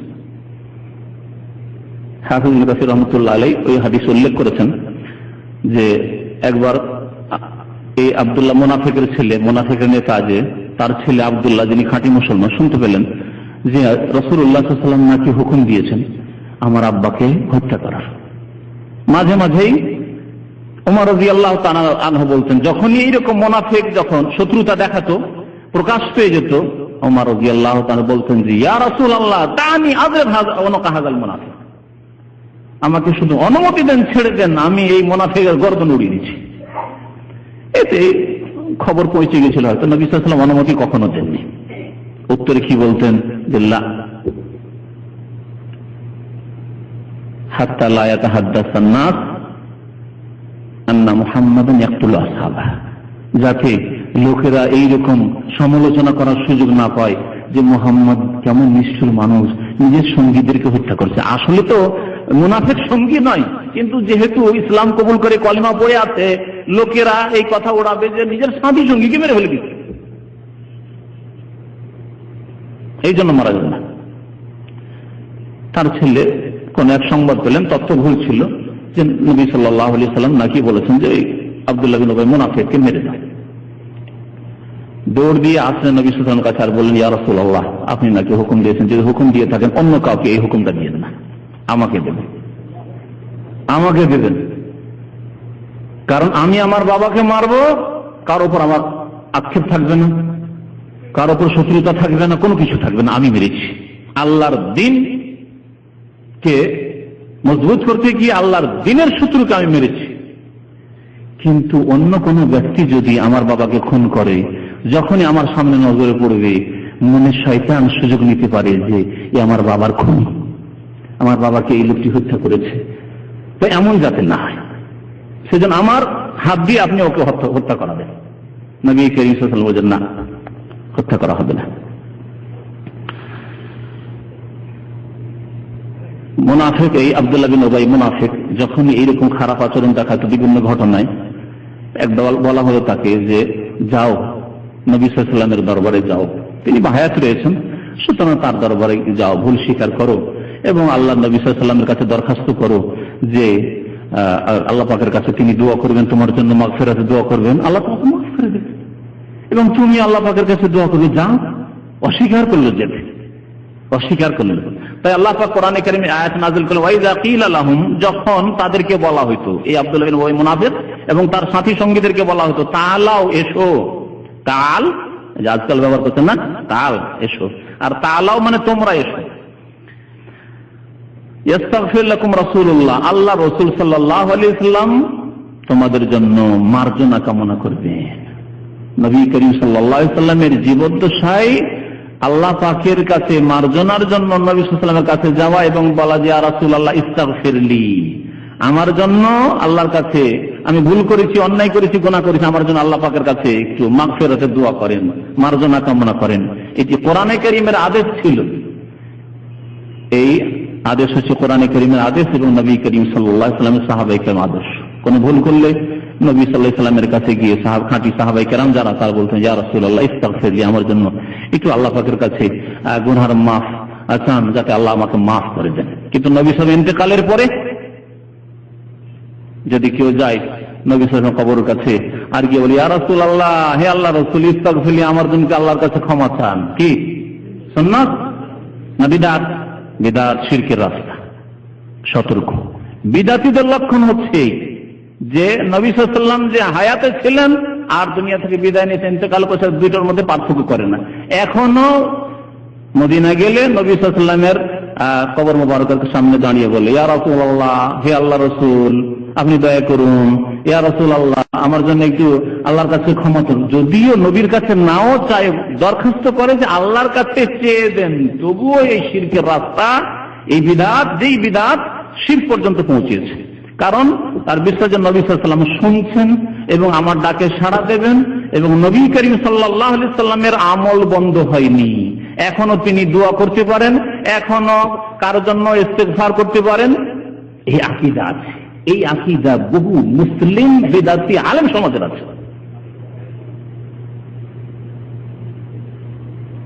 যারা এই কবিতা কাসিদা লিখতে পারে, কাসিদা জামি, যে তারা হামিয়া নবী আল্লাহ, তারা হে আল্লাহ নবী রহম করুন, সরাসরি যদি নবীর কাছে রহম দয়া তলব করতে পারে তাহলে কথা বলতে পারে না? ওর চাইতে তো হালকা। হ্যাঁ, ইয়া রাসূলুল্লাহ আমার জন্য একটু আল্লাহর কাছে দোয়া করেন, আল্লাহ যেন আমাকে মাফ করে দেয়, আমি একটা ভুল করে এসেছি। এই কাজ করছি। বহু লোক সেখানে দুরূদ সালাম শুধু করতে যায় না, এইসব শিরক বিদআত করতে যাচ্ছে, ঈমান হারিয়ে যাচ্ছে ওখানে গিয়ে। আল্লাহ পাক বলছেন যে মুনাফিকদেরকে যখন বলা হতো ওয়াইযা কিয়াল তাআলাউ ইশু ইস্তাগফির লাকুম রাসূলুল্লাহ, তোমাদের জন্য আল্লাহ রাসূল সাল্লাল্লাহু আলাইহি ওয়াসাল্লাম মার্জনা কামনা করবেন, লাওয়া রুউসাহুম, তখন তারা তাদের মাথা ফিরিয়ে নেবে, দরকার নেই, যাব না। লাওয়া ইউলাউবি মানে হচ্ছে মুড়ে নেওয়া বা ফিরিয়ে নেওয়া, তাদের মাথা ফিরিয়ে নিত। ওয়ারাইতাহুম ইয়াসুদ্দুন, এবং তাদেরকে দেখবে হে নবী ইয়াসুদ্দুন, তারা নিজেকে বাধা দান করে, অন্যকেও বাধা দান করে। নামাজ যেতে হবে না, কি দরকার? ইয়াসুদ্দুন, বাধা সৃষ্টি করে। কি জন্য যাবে ভুল স্বীকার করতে? কি জন্য যাবে? তাকে বল দরকার কি? ওয়াহুম মুস্তাকবিরুন, এবং এরা হচ্ছে অহংকারী, আল্লাহর সামনে অহংকারী, রাসূলুল্লাহ সাল্লাল্লাহু আলাইহি ওয়াসাল্লামের সামনে অহংকারী, আল্লাহর দ্বীনের সামনে অহংকারী। ওয়াহুম মুস্তাকবিরুন, এরা হচ্ছে অহংকারী। সাওয়াউন আলাইহিম আস্তাগফারতা লাহুম আম লাম তাস্তাগফির লাহুম, তারপরে আল্লাহ পাক নবী সাল্লাল্লাহু আলাইহি ওয়াসাল্লাম বলছেন যে তাদেরকে বলা হয়তো যে যাও নবী তোমাদের জন্য দোয়া করবে, নবী তুমি যদি দোয়াও করতে তাদের জন্য আল্লাহ মাফ করতেন না, কারণ আল্লাহ তাদের অন্তঃকরণ সম্পর্কে সম্যক জ্ঞানী, ভালো করে জানেন যে এদের সংশোধন হবে না, করবে না এরা সংশোধন। তাহলে কি করে দোয়া কবুল হবে? তাহলে বোঝা গেল যে মানুষ যদি চেষ্টা না করে সংশোধনের, শুধু দোয়া করলে কাজ হবে না। আজকাল বেনামাজিদেরকে দাওয়াত দিতে গিয়ে, অথবা যারা পাপে লিপ্ত আছে দাওয়াত দিতে গিয়ে যখন বলি ভাই 5 ওয়াক্ত নামাজ পড়িয়েন, হুজুর দোয়া করিয়েন, শুনেছেন না? কাউকে বলিয়েন, আত্মীয় স্বজন অথবা কোনো ভাইকে বলবেন ভাই 5 ওয়াক্ত নামাজ পড়ো, হারাম খাওয়া ছেড়ে দাও, হ্যাঁ এই অন্যায় কাজগুলো ছেড়ে দাও, সুদ ঘুষ ছেড়ে দাও, এইগুলো ফিল্ম নোংরা ছবি দেখতে ছেড়ে দাও। যদি আপনাকে শ্রদ্ধা একটু করে তাহলে কি বলবে? দোয়া করিয়ে নিচ্ছে। এই দোয়ায় কাজ হবে? আরে আমার আপনার দোয়া কি করে কাজ হবে? আল্লাহ পাক স্বয়ং রাসূলুল্লাহ সাল্লাল্লাহু আলাইহি ওয়াসাল্লাম বলছেন সাওয়াউন আলাইহিম, তাদের জন্য সমান, আস্তাগফারতা লাহুম, তাদের জন্য দোয়া করেন, মার্জনা কামনা করেন, আম লাম তাস্তাগফির লাহুম, অথবা নাই করেন, লা ইয়াগফিরাল্লাহু লাহুম, আল্লাহ পাক কখনো তাদের গুনাহ মাফ করবেন না, মাফ করবেন না। কারণ আল্লাহ অন্তর জানেন যে এরা অন্তর সোজা করে আসবে না, আর আসেও নি। এই আয়াতে এতটুকু বলা হয় ইন্নাল্লাহা লা ইয়াহদিল কওমাল ফাসিকিন, আল্লাহ পাক বিরুদ্ধাচরণকারী নাফরমান জাতিকে পথ দেখান না, হিদায়াত করেন না। এরা নাফরমান জাতি, সর্বদাই নাফরমান, সুতরাং নাফরমানিতে যারা লিপ্ত থাকবে তাদেরকে আল্লাহ হিদায়াত করবেন না। নাফরমানি ছেড়ে আসতে হবে, মসজিদের রাস্তা ধরেন, চেষ্টা করেন, আর বলেন যে দোয়া করেন আল্লাহ যেন আমার নামাজটা ঠিক আছে, তাহলে কাজ হবে। আর নামাজ ধরবেন না, যখন একটা ভালো মানুষ দেখলেন, হ্যাঁ হুজুর দোয়া করিয়েন, আব্বা দোয়া করিয়েন, বাবা বলছে বাবা নামাজটা পড়িও, টেলিফোনে দোয়া করিয়েন, মা বলছে আপনাকে বাবা নামাজটা ঠিক রাখিও, সৌদি আরব গিয়েছে নামাজটা ঠিক রাখিও, মা দোয়া করিয়েন, আসলেও পড়ে না। ইন্নাল্লাহা লা ইয়াহদিল কওমাল ফাসিকিন, আল্লাহ ফাসিকদেরকে হিদায়াত করবেন না, ফাসিক আল্লাহ হিদায়াত করবেন না। যে সংশোধন করার চেষ্টা করবে তাকে আল্লাহ হিদায়াত করবে। হুদাল লিল মুত্তাকিন, সংযত হওয়ার চেষ্টা করেন, তখন আল্লাহ পাক রাস্তাকে সহজ করে দেবেন। সূরা তাওবার যে মুনাফিক সম্পর্কে যে আয়াতগুলি আছে সেগুলি কিছু কিছু আয়াত এর সাথে লাগাই। কোরআনের সর্বোত্তম তাফসীর হচ্ছে আয়াতের তাফসীর আয়াত দিয়ে। 2 নম্বরের সর্বোত্তম তাফসীর হচ্ছে কোরআনের আয়াতের তাফসীর রাসূলুল্লাহ সাল্লাল্লাহু আলাইহি ওয়াসাল্লামের হাদিস দিয়ে, তারপরে সাহাবায়ে কেরামের উক্তি দিয়ে, তাবেঈনদের উক্তি দিয়ে, আইম্মায়ে কেরামের উক্তি দিয়ে, আর তারপরে আরবি ভাষার যতটা দাবি আছে তাকে লক্ষ্য রেখে তাফসীর করা। খেয়াল খুশি তাফসীর নাই, আপনার মনে যা হইল কোরআন একটা আয়াত সম্পর্কে বলে দেন, এর নাম তাফসীর নাই। কিন্তু এই আয়াতের কাছাকাছি আয়াত আল্লাহ পাক রব্বুল আলামিন সূরা তাওবায় নাযিল করেছেন, তাতে আল্লাহ পাক আরো অতিরিক্ত বলেছেন নবী সাল্লাল্লাহু আলাইহি ওয়াসাল্লামকে আল্লাহ সম্বোধন করে, ইন তাস্তাগফির লাহুম 70 মাররাতান ফালা ইয়াগফিরুল্লাহু লাহুম, এই মুনাফিকদের জন্য একবার নয়, দুইবার নয়, 70 বার করে হে নবী মুহাম্মদ সাল্লাল্লাহু আলাইহি ওয়াসাল্লাম যদি আপনি ইস্তিগফার করেন যে আল্লাহ আব্দুল্লাহ বিন উবাই মুনাফিককে মাফ করে দাও, তার সাথী সঙ্গীদের মাফ করে দাও, এই 300 লোক যে ওদের যেতে গিয়ে রাস্তা থেকে ফিরে চলে আসে এদেরকে মাফ করে দাও, যারা আয়েশা রাদিয়াল্লাহু তাআলা আনহা উপর মিথ্যা অপবাদ দিয়েছিল মুনাফিক দলের, তাদেরকে মাফ করে দাও। ফালা ইয়াগফিরুল্লাহ, 70 বার করে দোয়া করলো আল্লাহ মাফ করবেন না। ইন তাস্তাগফির লাহুম 70 মাররাতান ফালা ইয়াগফিরুল্লাহু লাহুম। 70 বার মানে কি 71 করলে আল্লাহ মাফ করবেন নাকি? হ্যাঁ, এর মানে কি তাই হয়? আচ্ছা 100 বার আল্লাহ বলছেন 70 বার বললে মাফ করবো না, তাহলে কি 100 বার করলে আল্লাহ মাফ করে দেবেন নাকি? না, এখানে সংখ্যা বোঝানো হয়নি। কি বোঝানো হয়েছে? যতই তুমি চাও মাফ তাদের জন্য আমি মাফ করবো না। যেমন আপনার কাছে কেউ টাকা চাইছে আর জানেন যে হাত বাড়িয়ে টাকা দেবে না, ওর কাছে পড়ে গেলে ওর সাথে শত্রুতাই খরিদ করে নেওয়া হলে, তখন আপনি বলছেন যে ভাই তুমি যদি 100 বার চাও তবু দেবো না। তার মানে কি 101 বার চাইলে দেবেন না? না, তো রাত দিন যদি চাইতে থাকো তবু দেবো না তোমাদের। আল্লাহ পাক তাই বলেছেন, এদের কখনো আমি মাফ করবো না। হুমুল লাযীনা ইয়াকুলুনা লা তুনফিকু আলা মান ইনদা রাসূলিল্লাহ। মুনাফিকের শত্রুতা, আব্দুল্লাহ বিন উবাই মুনাফিক এবং তার সাথী সঙ্গীদের শত্রুতা মাঝে মাঝে প্রকাশ পেয়ে যেত। মুনাফিক লুকিয়ে রাখে শত্রুতা তো লুকিয়ে রাখে, কিন্তু কাজে কর্মে কখনো কখনো কাটিয়ে যায়, খুলে যায়, মুখোশ খুলে যায়। হুমুল লাযীনা ইয়াকুলুন, আল্লাহ পাক নাযিল করলেন যে এরাই বলেছে লা তুনফিকু আলা মান ইনদা রাসূলিল্লাহ। এখানে একটি ঘটনা আছে। আব্দুল্লাহ বিন উবাই মুনাফিক কোন এক যুদ্ধ থেকে ফিরে আসছে আর বলছে যে এই যে মুহাম্মদ সাল্লাল্লাহু আলাইহি ওয়াসাল্লাম এসেছে, সে সাল্লাল্লাহু আলাইহি ওয়াসাল্লাম বলতো না, আমি বলছি। এটা ভাবিয়েন না যে মুহাম্মদ সাল্লাল্লাহু আলাইহি ওয়াসাল্লাম আব্দুল্লাহ বিন উবাই মুনাফিক সাল্লাল্লাহু আলাইহি ওয়াসাল্লাম বলবেন। মুহাম্মদ রাসূলুল্লাহ সাল্লাল্লাহু আলাইহি ওয়াসাল্লাম এর সাথীরা এই যে মদিনায় এসে ধীরে ধীরে ধীরে শক্তিশালী হয়ে গেল। এদেরকে কে শক্তিশালী করলো? আমরাই তো বললাম। কারণ আব্দুল্লাহ বিন উবাই মুনাফিক আওস খাজরাজ এইসব গোত্রের ছিল, খাজরাজ গোত্রের। তো আমরাই তো বললাম, এদেরকে কেন আশ্রয় দিলাম? এরা যদি শুরু থেকে আমরা আশ্রয় না দিতাম মদিনায়, তাহলে এরা কিছু করতে পারতো না। দেখো এখন শক্তিশালী হয়ে গেছে। এদেরকে মদিনা থেকে তাড়াবার একটি হচ্ছে পন্থা, তা হচ্ছে যে মুহাম্মদ সাল্লাল্লাহু আলাইহি ওয়াসাল্লামের আশেপাশে যারা আছে সাথী সঙ্গী মুহাজির, উদ্দেশ্য হচ্ছে মুহাজিরিন, এদের উপর খরচ করিও না।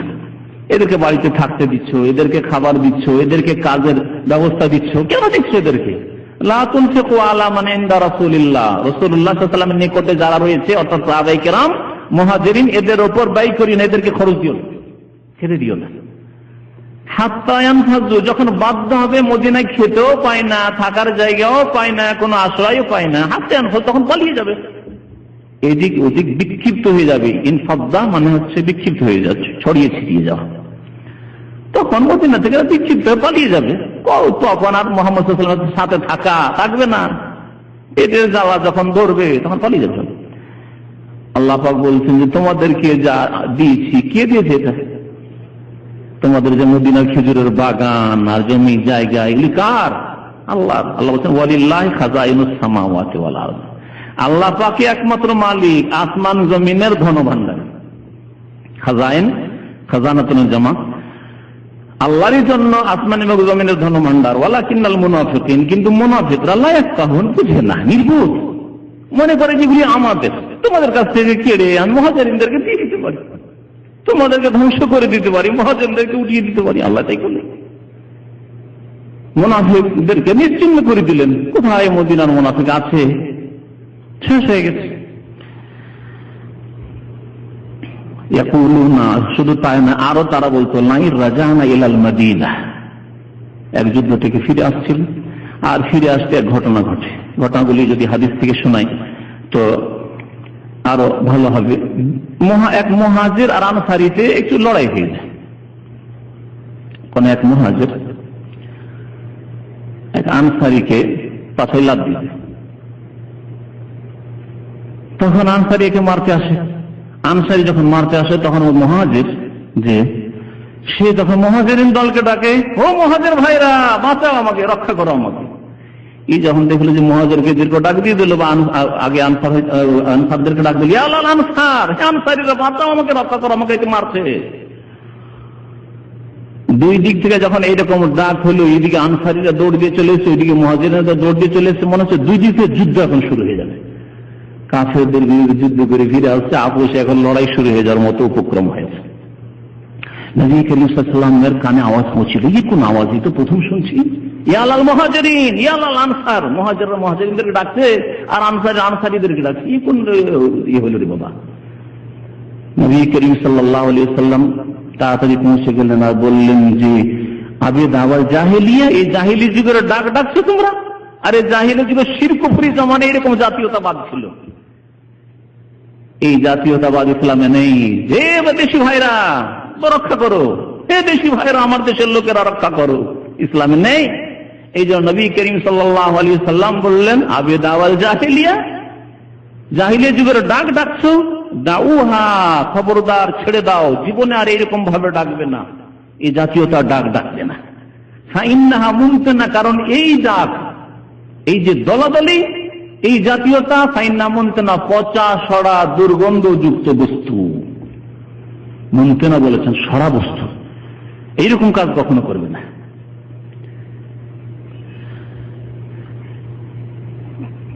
তারপরে এই ঘটনা থামিয়ে দিলেন রাসূলুল্লাহ সাল্লাল্লাহু আলাইহি ওয়াসাল্লাম, মারামারি হতে যাচ্ছিল, থামিয়ে দিলেন।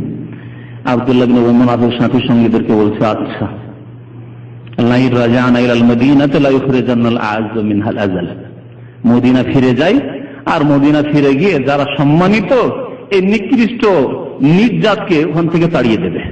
তার উদ্দেশ্য ছিল যে আমি শ্রেষ্ঠ, আজ সম্মানিত, আর আমার সাথী সঙ্গী যারা মুনাফিক তারা সম্মানিত, আর নিকৃষ্ট নির্যাত হচ্ছে মুহাম্মদ সাল্লাল্লাহু আলাইহি ওয়াসাল্লাম নাউযুবিল্লাহ এবং তার সাথী মুহাজির, এদেরকে মক্কাবাসী যারা এসে এখানে আশ্রয় নিয়েছে রিফিউজিরা রাখে। আজকালও রিফিউজি নাম চলছে, মুসলিম দেশে আশ্রয় নিয়েছে, তারপরে রিফিউজি দেখে গেল। এদেরকে বের করে দেব, লা ইখরিজান্নাল আ'আজ্জ মিনহাল, এক তো বের করে দিব এই কথা, আর দুই নম্বর কথা আমরা সম্মানিত আর এরা হচ্ছে নিচ জাত, আজাল, লাঞ্ছিতেরা, নিকৃষ্ট লোকেরা, নিকৃষ্টদেরকে সম্মানিতরা বের করে দেবে। এর সাথে সাথে এতটুকু আল্লাহ কোরআনে কেন বলেছেন, হাদিসে রয়েছে। তার সাথে সাথে এই আব্দুল্লাহ বিন উবাই তার সাথী সঙ্গীদেরকে বলল, খাওয়াও আনসারীদেরকে, আওস এবং খাজরাজ এই যে গোত্রের লোক, এদেরকে বললো যে খুব খাওয়াও, নিজের কুকুর পুষো হোক আর কুকুর খেয়ে দে তোমাকে খাবে। সাম্মেন কালবাকা ইয়াকুলুকা, এই বাক্যটি বলেছিল। আরবি প্রবাদ, আগে যুগ প্রাচীন যুগেরই প্রবাদ, সাম্মেন কালবাকা, নিজের কুকুরকে খাওয়িয়ে খুব আদর যত্ন করো, আর একদিন কুকুর লাফ দিয়ে তোমার উপর আসবার তোমাকেই খাবে। দেখো এদেরকে খাওয়িয়ে খাওয়িয়ে মোটা করলে, এই মুহাজিরদেরকে আজকে দেখো ওদের মারতে আসছে, চলো মদিনা চলো, এদের সবকে তাড়াবো, বের করবো সব। আল্লাহ পাক নাযিল করে দিলেন আয়াত, ইয়াকুলুনা লা ইরজানা ইলাল মদিনা, তারা বলেছিল, অর্থাৎ মুনাফিকরা বলেছিল, যদি আমরা মদিনা ফিরে চলে যাই, লা ইখরিজান্নাল আ'আজ্জ মিনহাল আযাল, সেখানে গিয়ে সম্মানিতরা লাঞ্ছিতদেরকে, নির্যাতদেরকে, মিনহা মানে মিনাল মদিনা, মদিনা থেকে বের করে দেবে অবশ্যই, অর্থাৎ আমরা তাদেরকে বের করে দেব।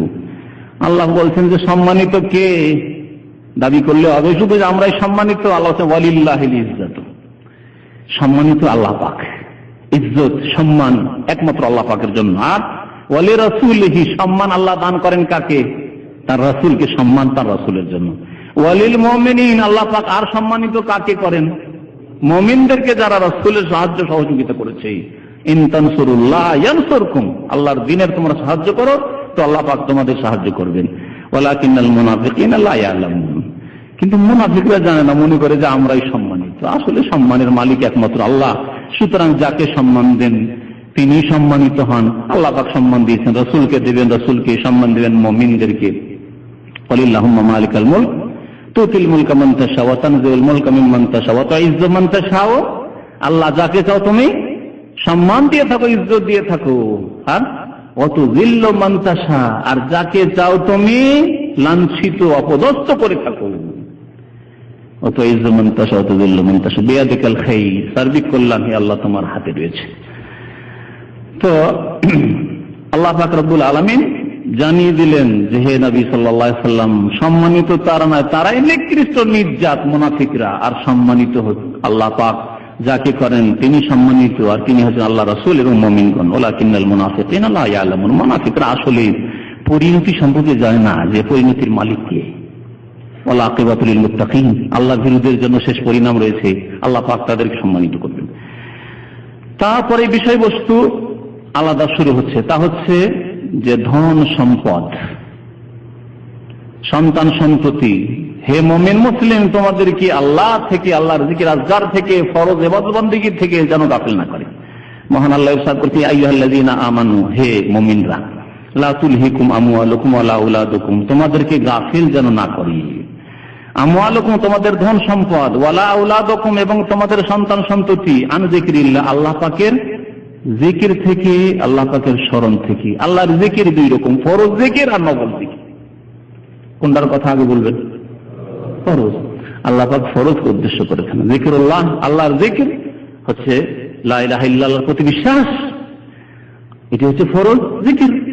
এবং তার স্বীকৃতি দান করা, কালিমা পড়া, আশহাদু আল্লা ইলাহা ইল্লাল্লাহ ওয়া আশহাদু আন্না মুহাম্মাদুর রাসূলুল্লাহ পড়া।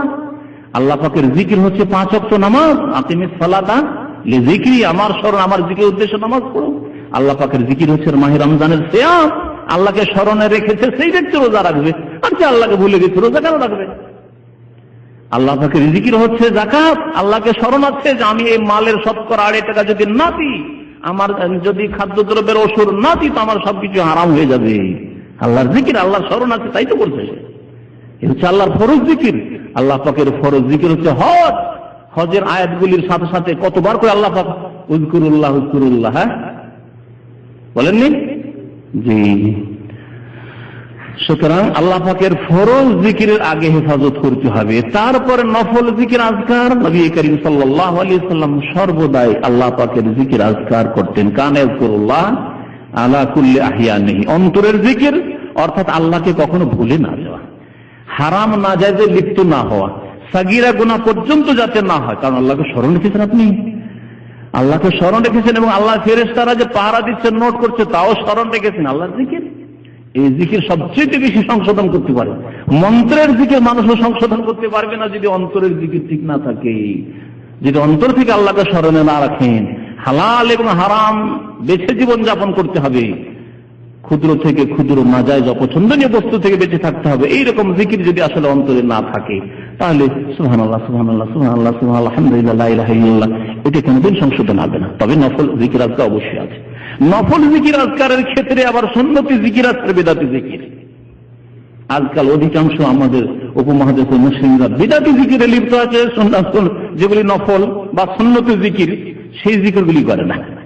নফল জিকিরের মধ্যে যেগুলি সুন্নতি জিকির আজকার, অর্থাৎ পূর্ণাঙ্গ বাক্য দিয়ে জিকির আজকার, সুবহানাল্লাহ, আলহামদুলিল্লাহ, আল্লাহু আকবার, লা ইলাহা ইল্লাল্লাহ, সুবহানাল্লাহি ওয়া বিহামদিহি, সুবহানাল্লাহিল আযীম, লা হাওলা ওয়ালা কুওয়াতা ইল্লা বিল্লাহ। হ্যাঁ, এছাড়াও বহু জিকির আজকার, সকালের জিকির, সন্ধ্যার জিকির, ঘুমের পূর্বের জিকির, ঘুম থেকে উঠে জিকির, বাথরুমে যাওয়ার জিকির, বাথরুম থেকে বেরিয়ে আসার জিকির, মসজিদে ঢোকার জিকির, মসজিদ থেকে বেরিয়ে আসার জিকির, বাজারে যাওয়ার জিকির।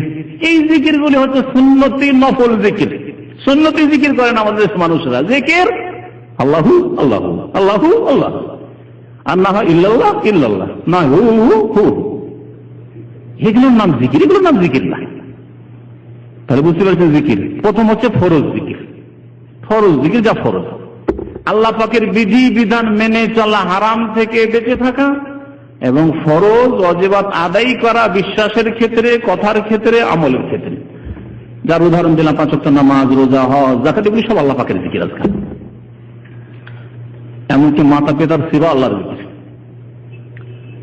কারণ মাতা পিতার সেবা একজন করে শুধু মা বাপকে খুশি করার জন্য, আর একজন করে আল্লাহকে খুশি করার জন্য। কার খিদমত সুন্দর হবে বেশি, বলেন দেখি? হ্যাঁ, যেই ব্যক্তি মাতা পিতার খিদমত করে কিন্তু আল্লাহকে খুশি করার জন্য, তার খিদমত সবচেয়ে সুন্দর হবে। কেন? যুক্তি? মাতা পিতাকে শুধু খুশি করার জন্য জিকির করে, যদি মাতা পিতা একবার কোন এমন কথা বলে অথবা বাড়িতে তাড়িয়ে দেয়, বৃদ্ধ বাবা, আর আপনি সব খরচ চালাচ্ছেন, তারপরেও আপনাকে বলছে যা বাড়িতে যা যা, কিছু দেবো না, তুই যা, জমি জায়গায় ভাগ দেবো না, বাহ, কি করবেন বলেন? আর দেবেন কিছু? আর পয়সা পাঠাবেন না যদি শুধু মা বাবাকে খুশি করার জন্য খিদমত করেন, আর পাঠাবেন না। কারণ যাকে খুশি করতে চান সে তো নারাজ, তারপরে বাড়িতে বের করে দিয়েছে, আপনি দেবেন না। পক্ষান্তরে আল্লাহকে রাজি করার জন্য যদি মাতা পিতার সেবা করেন, যদিও বাবা বলে তোকে 1 পয়সা দেব না, জমির ভাগ দেব না, ভিটে মাটিতে ভাগ দেব না, না দেন, আমি ইন্নামা নুতিমুকুম লিওয়াজহিল্লাহ, দিয়েন না, কিছু দিয়েন না, আমি আল্লাহকে রাজি করার জন্য আপনাদের যা করছি আল্লাহকে রাজি করার জন্য, ঠিক না? আপনার জবাব তখন এরকম হবে। দেখলেন কত পার্থক্য? তাহলে মাতা পিতার সেবা, এমনকি যে কোনো মুসলিম ভাইয়ের সাথে আমার আখলাক, আচরণ, সালাম, দোয়া, কি জন্য? ওকে খুশি করার জন্য, আমরা রবকে খুশি করার জন্য, রবকে খুশি করার জন্য। আসসালামু আলাইকুম ওয়া রাহমাতুল্লাহ আপনাকে বলে আল্লাহকে খুশি করার জন্য। আমি দেখি যে বারবার আপনাকে সালাম দিয়ে আপনি কখনো আমাকে দেন না, অথচ সমবয়স্ক একই রকমের একই পর্যায়ের লোক, কখনো কখনো তো আপনি দেবেন, তারপরে দিকে আপনি দেন না, শুধু সালামে নেওয়ার ধান্দায় থাকেন যে সালাম দিলে নেব। আচ্ছা না, অনেক লোক এরকম, তারপরে সালাম দিয়ে যাচ্ছেন কেন? আল্লাহকে খুশি করার জন্য। আর যদি ওকে খুশি করার জন্য দুই বেটাকে সালাম দেবো, একে সালাম দিয়ে কোনোদিন দেয় না, সালাম দিব না, হবে না? হবে না? দেখলেন? তাহলে আল্লাহ পাকের জিকির, ফরজ জিকির আজকের আগে ঠিক রাখতে হবে। তা হচ্ছে ফরজ ওয়াজিব আদায় করা, হারাম নাজায়েজ থেকে বেঁচে থাকা। তারপরে নফল জিকির আজকার, সুন্নতি তরিকায় জিকির আজকার করতে হবে, বিদাতি তরিকা আবিষ্কার করলে চলবে না। যে জিকির করতে করতে পাগল হয়ে যাও, আর এমন পাগল হয়ে যাও যে লাফ দাও, গাছে ডালে আটকে যাও, এগুলি বিদাতি জিকির আজকার, সব হচ্ছে বিদাতি জিকির আজকার। মা আনজালাল্লাহু বিহা মিন সুলতান, কোরআন এবং হাদিসের কোন প্রমাণ নেই যে খোলাফায়ে রাশেদিন, সাহাবায়ে কেরাম, 1,24,000 সাহাবী, একজন সাহাবী দেখান। আরে যদি এইরকমই হইতো যে লাফ দেওয়া, আর পুকুরে ঝাঁপ দিয়ে পড়ে যাওয়া, আর সামিয়ানার উপরে উঠে যাওয়া, আর প্যান্ডেলে উঠে যাওয়া, এসব যদি থাকতো শরীয়তে, তাহলে তো নবী সাল্লাল্লাহু আলাইহি ওয়াসাল্লাম সাহাবারা করতেন না? করতেন না? করেছেন। ইল্লাল্লাহর জিকির কোন হাদিস আছে? আল্লাহ আল্লাহ শুধু জিকির কোন হাদিসে আছে? হু হু জিকির আছে, যেগুলো বিভিন্ন স্তর আছে। এক হচ্ছে আম লোকের জিকির, বলছে জিকিরুল আম্মা, আম লোকের জিকির, আর হচ্ছে খাস লোকের জিকির, হচ্ছে আখাসুল খাস, খাওয়াসুল খাসের জিকির। এগুলি বিদাতি সুফিবাদের ভাবে ইসতিলাহ, পরিভাষা। বিশেষ বিশেষ লোক যারা একবারে খাস থেকে যে খাসের উপরে চলে গেছে, ওরা হু হু জিকির করলেই হয়, ফানা বিল্লাহ হয়ে গেছে। সব বিদাত, সব বিদাত। সুন্নতি জিকির আজকারের তরিকা বললাম, ফরজ ওয়াজিবের হেফাজত করেন, হারাম নাজায়েজ থেকে বেঁচে থাকেন, সবচেয়ে বড় জিকির। আপনি আমার সাথে খারাপ ব্যবহার করেন, তারপরে মুসলিম ভাই যেন সালাম দেবো আপনাকে, সালাম আলাইকুম, খুব বেশি যদি কথা না বলি সালাম দেবো, মনে কিছু রাখবো না। যদি আপনি মিলতে আসেন, আপনার থেকে আগে বেড়ে আপনার সাথে মিলবো, কারণ আল্লাহকে স্মরণ রাখি আমি। এইভাবে মানুষকে মানুষের মতো তৈরি করে, সত্যিকার অর্থে মুমিন তৈরি করে ইসলাম। এই হচ্ছে আল্লাহ পাকের জিকির আজকার। আসলে আল্লাহ পাক বলছেন যে আইয়ুহাল্লাযীনা আমানু, হে মুমিনরা, লা তুলহিকুম আমওয়ালুকুম ওয়ালা আওলাদুকুম, তোমাদের ধন সম্পদ, তোমাদের সন্তান সন্ততি আল্লাহর জিকির থেকে যেন তোমাদেরকে গাফিল না করে দেয়। নামাজের জন্য গাফিলতি না চলে আসে, ধন সম্পদের জন্য, হিসাবের জন্য, টাকা পয়সার জন্য, ছেলে মেয়েদের জন্য। অনেক মহিলারা আছে নামাজ পড়ে না, ও ছোট ছেলে, 1 বছর 2 বছর ছেলে বারবার কাপড়ে পেশাব করে দেয়, কি করবো, বিছানা খারাপ করে দেয়, এই কারণে নামাজ পড়তে পারি না, নামাজ পড়ে না। এই আয়াতের অন্তর্গত ওমাইয়া ফাল যালিকা, যারা এরকম করবে, ছেলে মেয়েদের জন্য নামাজ পড়তে পারে না, ধন সম্পদ বেশি হয়ে গেছে, এখন হিসাবে ফুরসুতি হয় না মসজিদে যাওয়ার, নামাজ পড়ার। ওমাইয়া ফাল যালিকা, যারা এরকম করবে, আল্লাহর জিকির থেকে গাফিল হয়ে যাবে, ফরজ নামাজ থেকে গাফিল হয়ে যাবে। ফাউলাইকা হুমুল খাসিরুন, এরাই তো ক্ষতিগ্রস্ত। আল্লাহ বলেন এরাই তো ক্ষতিগ্রস্ত, জাহান্নামী এরাই ক্ষতিগ্রস্ত। কে? যারা জাহান্নামী তারাই ক্ষতিগ্রস্ত। ওয়ানফিকু মিম্মা রাযাকনাকুম, আল্লাহ বলছেন তোমরা ব্যয় করো, খরচ করো ওই ধন সম্পদ হতে যা তোমাদেরকে আমি দান করেছি, রিজিকে দিয়েছি, যা দিয়েছি সবগুলি আল্লাহ দান করতে বলছেন না। মিম্মা রাযাকনাকুম, যারা গ্রামার বুঝে, মিন বাদিয়া, মিন হাতে যা কিছু অংশের জন্য ব্যবহার করা হয়। ওয়াতুহু মিম্মা লিল্লাহ, আর আল্লাহ কোরআনে বলছেন আল্লাহর ধন সম্পদ হতে কিছু দাও। কতটা দিতে বলেছেন আল্লাহ ফরজ যাকাতে? শতকরা 2.5 টাকা, 20 মনে। এখন আজকাল অধিকাংশ খাদ্যদ্রব্য সেচ করা, তাহলে 20 মনে 1 মন, যদি বিনা সেচে হয় 10 মনে 1 মন। মাঝে মধ্যে আত্মীয় স্বজনদের সাহায্য সহযোগিতার প্রয়োজন, সবসময় নয়, সব জায়গায় দিতে বলা হচ্ছে না। সমস্ত বেতন দিয়ে দেন না, যারা দিচ্ছেন বল করছেন, সব বেতনই দিয়ে দিলেন বাপ মাকে। 10 বছর কাজ করার পরে বাড়ি ফিরে যাচ্ছেন, কিছুই নেই, তারপরে বাবাকে বলছে আমি এখন কি করব, কি করবি, 10 বিঘা জমি করেছি, তোরা 5 বিঘা আছে, ভাগ করে না। আমি যে 10 বছর কাজ করে এলাম সৌদি আরবে, কিছুই নেই। নির্বোধ এরা শরীয়ত দিন বুঝে না, যার ফলে নিজের উপর তারা জুলম অত্যাচার করেছে। আল্লাহ পাক বলছেন ওয়ানফিকু মিম্মা রাযাকনাকুম, যা তোমাদেরকে রিজিক দিয়েছি তা হতে খরচ করো। তা সবগুলি বলেননি আল্লাহ পাক রব্বুল আলামিন, তা হতে খরচ করো। মিন কাবলি আন ইয়াতি আহাদাকুমুল মউত, তোমাদের নিকট বা তোমাদের কারো নিকট মউত, মৃত্যু আসার পূর্বে। খরচ কখন করতে হবে? মরার পরে। আমাদের দেশের মানুষ অপেক্ষা করে মরবে, তখন কি করব? তাকে কি দেশের ভাষায় কি বলে না, 40 তো দিন ধরা, এমনি বলে যে কিছু খরচ করা। খরচ করা মায়ের নামে খরচ করা, খরচ করা শব্দ ব্যবহার করে। মায়ের নামে কিছু খরচ করতে হবে। মরার আগে পর্যন্ত কিছু করবে না, মরলে খরচ করবে বিদাতি তরিকা। আল্লাহ বলছেন যে না, মরার আগে করো। মিন কাবলি আন ইয়াতি আহাদাকুমুল মউত, তোমাদের কারো নিকট মওত আসার পূর্বে আল্লাহর রাস্তায় খরচ করো। নিজের ধন দিয়ে খরচ করো, কারো আশায় বসে থাকিও না আমি মরবো তখন আমার ছেলেরা করবে, আমার মেয়েরা করবে না। আচ্ছা, এই যে খরচ করার কথা বলেছে, কোন খরচ? প্রথম খরচ হচ্ছে ফরজ খরচ, আর ফরজ খরচ 2 ভাগে বিভক্ত। এক হচ্ছে যাকাত ফরজ খরচ, আর এক হচ্ছে নাফাকাতে ওয়াজিবা, যেই ব্যয় বহন আপনার উপর ফরজ। যাকাত ছাড়াও বেশ কিছু ব্যয় বহন আছে যেগুলি আমার আপনার উপর ফরজ আছে। বৃদ্ধ মাতা পিতাকে খরচ করা, তাদের চিকিৎসা, তাদের ঘর বানিয়ে দিতে হবে, থাকার জায়গা নেই, অথবা যে কোনো প্রয়োজন রয়েছে, তাদের লিবাস পোশাক, তাদের খাওয়া দাওয়া ইত্যাদি। আচ্ছা, ভাই আছে, ছোট নাবালক ভাই আছে, সাবালক ভাই নিজে খেতে খাবে, সাবালক হলে সে খেতে খাবে, নাবালক হয়ে আছে, আর তাদের খরচ দিতে হবে, আব্বা পারে না, ফরজ নয় আপনার ওপর? ফরজ। আপনার বোন তালাক খেয়ে চলে এসছে, স্বামীর বাড়িতে আর জায়গা নেই, চলে এসছে, কে খরচ দেবে, কে খাওয়াবে? ফরজ নয়? ফরজ। ওয়ানফিকু মিম্মা রাযাকনাকুম, যা আল্লাহ তোমাদেরকে রিজিক দিয়েছেন এই খরচ করো, এগুলি খরচ। বোন বিধবা চলে এসছে, তার আর দেখার কেউ নেই, খরচ করতে হবে, নিজের ক্যাশ থেকে দিয়ে খরচ করতে হবে। এইরকমই গ্রামের যারা ইয়েতিম রয়েছে, বিধবা রয়েছে, দেখার মতো কেউ নেই, আপনি একাই না পারেন, আরো কিছু সাথী সঙ্গী তৈরি করেন, এটা সমিতি তৈরি করেন, আমাদের গ্রামের বিধবা ইয়েতিমগুলিকে আমরা দেখাশোনা করবো, আমাদের একটা ফান্ড থাকবে। এগুলি ফরজ, এগুলিকে বলা হয়েছে নাফাকায়ে ওয়াজিবা, ফরজ খরচ। তাহলে যাকাত ছাড়াও আল্লাহ পাক ফরজ খরচ রেখেছেন, এই ফরজ খরচ। আর এই 2 ফরজ খরচ ছাড়া বাকিগুলি হচ্ছে নফল খরচ। গ্রামে যদি মসজিদ না থাকে তাহলে মসজিদ বানানোর জন্য খরচ করা ফরজ। গ্রামে শিক্ষার ব্যবস্থা, ইসলাম শিক্ষার ব্যবস্থা নেই, সরকারের পক্ষ থেকে নেই, তাহলে জনসাধারণের ফরজ খরচ করতে হবে, যাতে করে কমের পক্ষে প্রাথমিক শিক্ষা আমার আপনার ছেলেমেয়েরা, গ্রামের ছেলেমেয়েরা শিখতে পারে।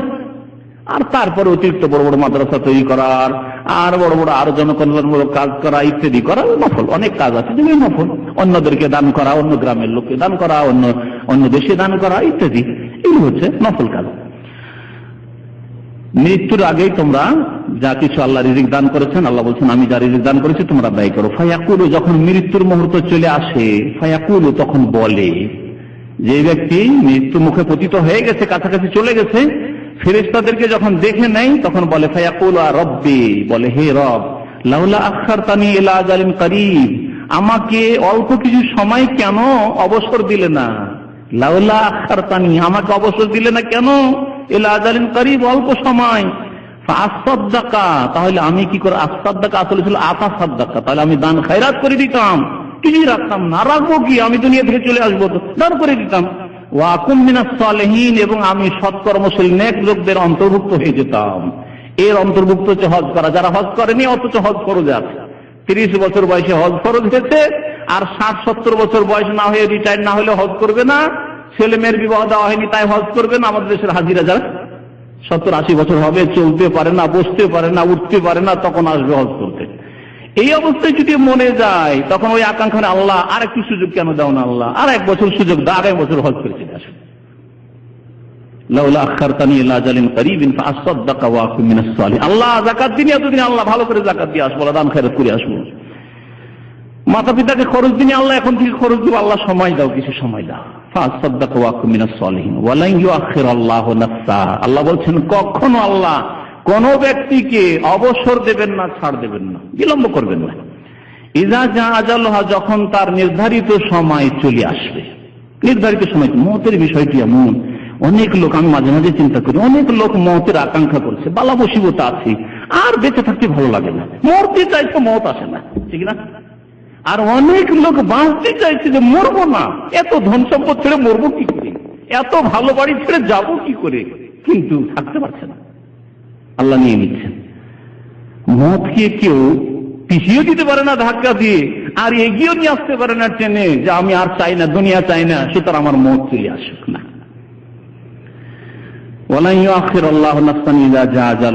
আল্লাহ পাক কোন ব্যক্তিকে অবসর দেবেন না ইযা জা আজালুহা, যখন তার নির্ধারিত সময় চলে আসবে। ওয়াল্লাহু খাবীরুম বিমা তা'মালুন, তোমরা যা কিছু করো সে সম্পর্কে আল্লাহ পাক খবর রাখেন, সম্যক জ্ঞানী। আল্লাহ পাক যেন আমাদেরকে নেক আমলে তৌফিক দান করেন।